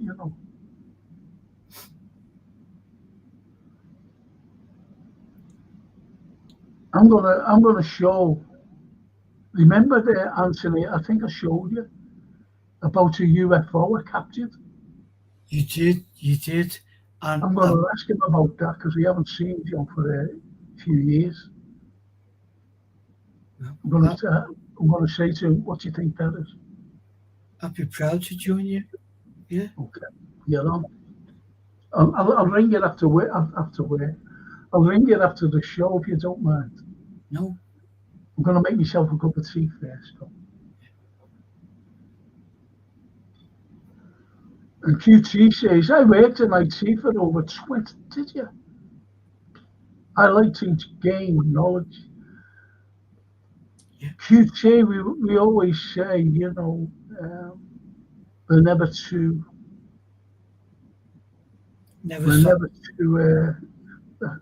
too old to learn, and we learn something new every day. Yeah. Yeah, absolutely. And I was made up with what Alex Christopher said about historians. Yeah. I made up with that. Quite right. Yeah, look. Join them, Sir Brown. Get in. An offer you can't refuse. There you go. No, it's not an offer I refuse now. And I'll be proud to get in. I love it. Just one final thing. What did you think of the comments tonight? Absolutely wonderful and on it. And once again, the comments determine direction of the show. What we talk about. enhance all the It time. doesn't answer. That's the beauty of reading out comments. Yeah. And they're so profound as well, most of them. And look, you know, oh, lovely Toscana. Another great evening. It's amazing what I learn on here. Grazie, Franco, Anthony, and everyone. Thank you, Toscana. Good night. And Johan. Shout out to the boss man, Gap Patent Service. Yeah. Yeah, I've got to say thank you to them. I never had I didn't have the thing tonight for some reason. But I will give them a shout out. Thank you, Johan, for reminding me. And Dorothy says, very interesting and diverse subjects discussed tonight, Frank and Anne. Thanks for hosting the show.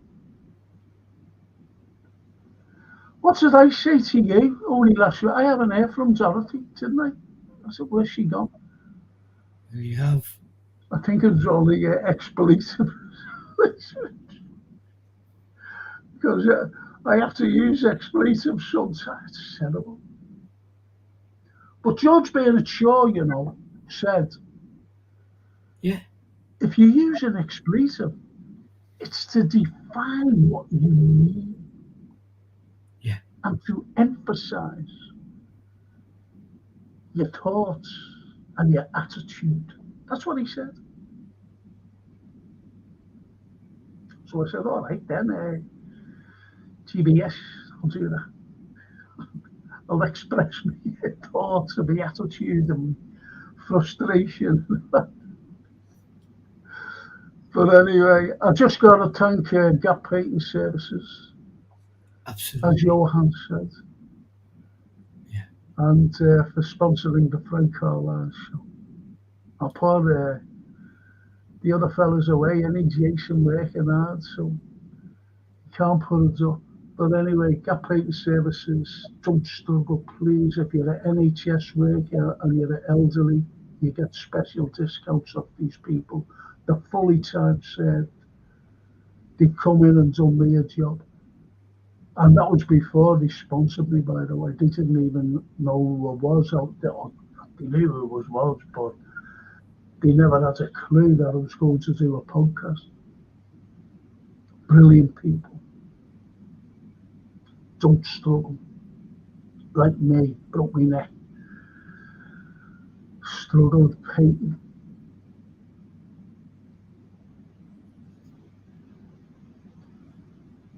Lovely Toscana. I remember tomorrow night and Friday as your locals will be interesting to know your opinion on the Bold Street time slip in the appropriate evening.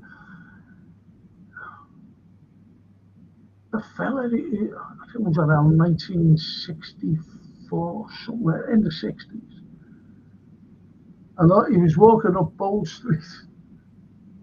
And all of a sudden, it changed. And he seen 30s and 40s cars on Bold Street. And people in 30s and 40s dress. Now, don't forget, in the 60s, you know, early 60s, girls were walking around in miniskirts. These people were walking around in, you know, below the knee dresses. Yeah. The way the 40s dress. And, you know, hats. The girls and fellas in trilbies as well. And 40s, 30s, 40s cars. And they said that he went into a time slip. So it'll be interesting. You're right there, Toscana.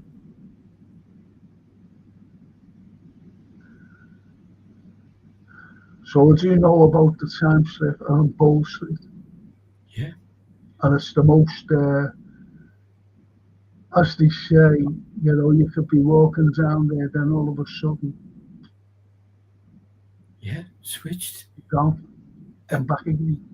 Must have been. I did hear the story you talked about it, but it must have been petrifying. Yeah. Because wherever you're looking in that walk, and Bow Street is it's kind of a long street, a long walk, and at a point, didn't it switch back to normal? Back to normal. Yeah. It's like a switch. It's like a switch. That is why we'll be talking about HG next week. The time machine. Yeah. Yeah. The time machine. I'll just leave you with this. I'll just say this. QT says the lands of saints and scholars, boxers and poets, and I'm a combination of all. That's great, that. QT, that's brilliant. And Tuscarora, my brother kept walking up and down Bow Street hoping he'd get back to the early 60s so we could go to the camp. Well, still can now. Yeah. Not the same, not the original. Oh. I told you about when I was at, I think we were about 2021, something like that. And we went to cabin, we went down with the lads who never ever been because, anyway, we were on the steps going down. And all of a sudden, there's a lad named Benny Ambrose. Ambrosi, his name was, Italian, really, Ambrosi.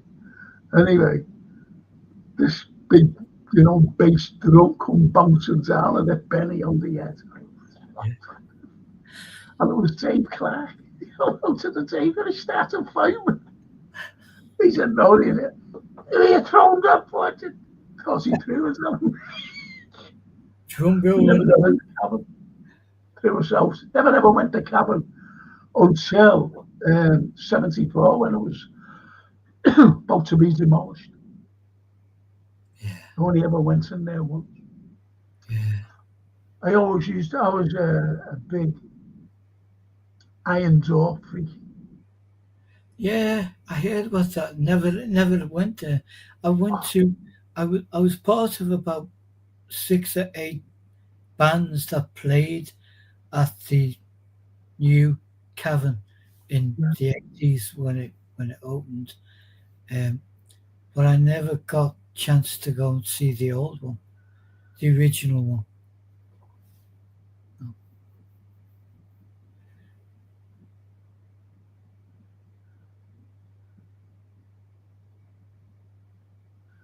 Look at that. Frank, are you a racer?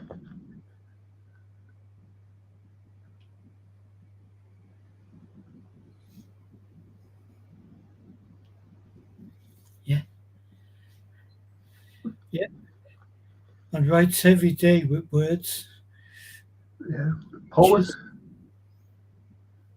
I might do a poet I done a poem last week, didn't I? Last week. You sent me 3 beautiful poems.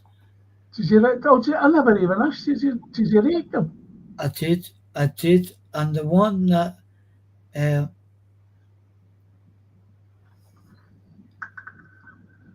I was most attached to was the insomnia. Couldn't write a word. Chill. And the cat. The cat. Blank paper. That was blank paper, yeah. Beaut, yeah. And when the final line, the cat comes in and the writer starts writing, I went, thank God. Because I've been there. I know, and you know what? I'll tell you what else it reminded me of as well. I remember reading about a girl a 17, I don't know whether she was 16 or 17, this is in America, and she went missing. She just went missing. Everyone thought that she was dead. 2 years later, her parents were distraught. 2 years later, she just walked through the door.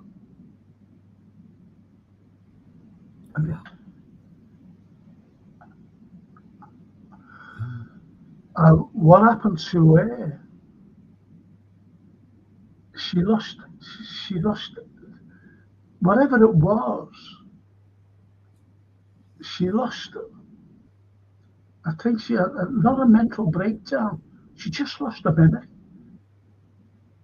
She was going into the city centre, and she didn't know who she was, and she just jumped on a bus and ended up. And she was working and everything. She got a job in this other city. She didn't know who she was, and she came back. And it reminded me of, remember John Davis, BC, when everyone thought he was dead, and he was awarded posthumously the Victoria Cross. Yes. But he was captured. Yeah. And he's the only person to be awarded the Victoria Cross posthumously, but lived to receive it. And when he got home to his parents, it nearly killed his mother when he knocked on the door. Can you go on? The sub. Wow. And that's what the cat is. The human mind is so complex. The human mind is. Johan. QT. Frank is an absolute legend of a human. And yes, he has written a book. Nice one, Frank. How lovely. QT, I just came across this channel yesterday and realised I'd seen his face somewhere before. Like those people in Australia. Great, isn't it? It's Australia. Unbelievable. Franco often shares his writings with us during the streams. Blink and you miss out. Oh, thank you. Look, thank you so much. And, without Anthony, it'll be just zilch. That's in my opinion. But I've just got to thank Anthony. I'm happy to be Robin to your Batman.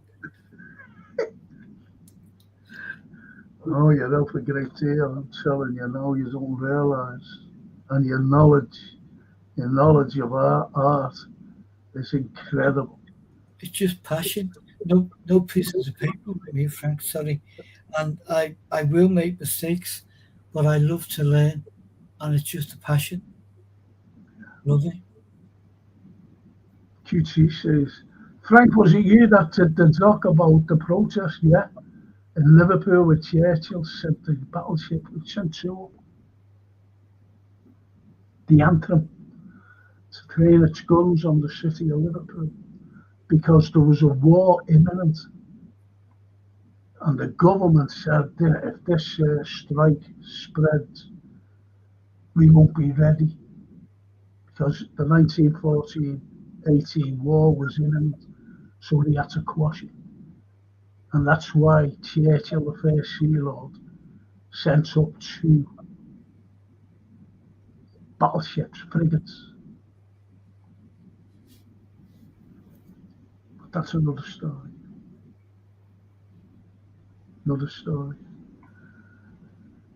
And Johan says, Sir Brown, as always, a legend for us, and his humble nature is second to none. Meanwhile, his talent knows no bounds. Oh, Johan, that's a wonderful thing to say. Thank you, your kindness.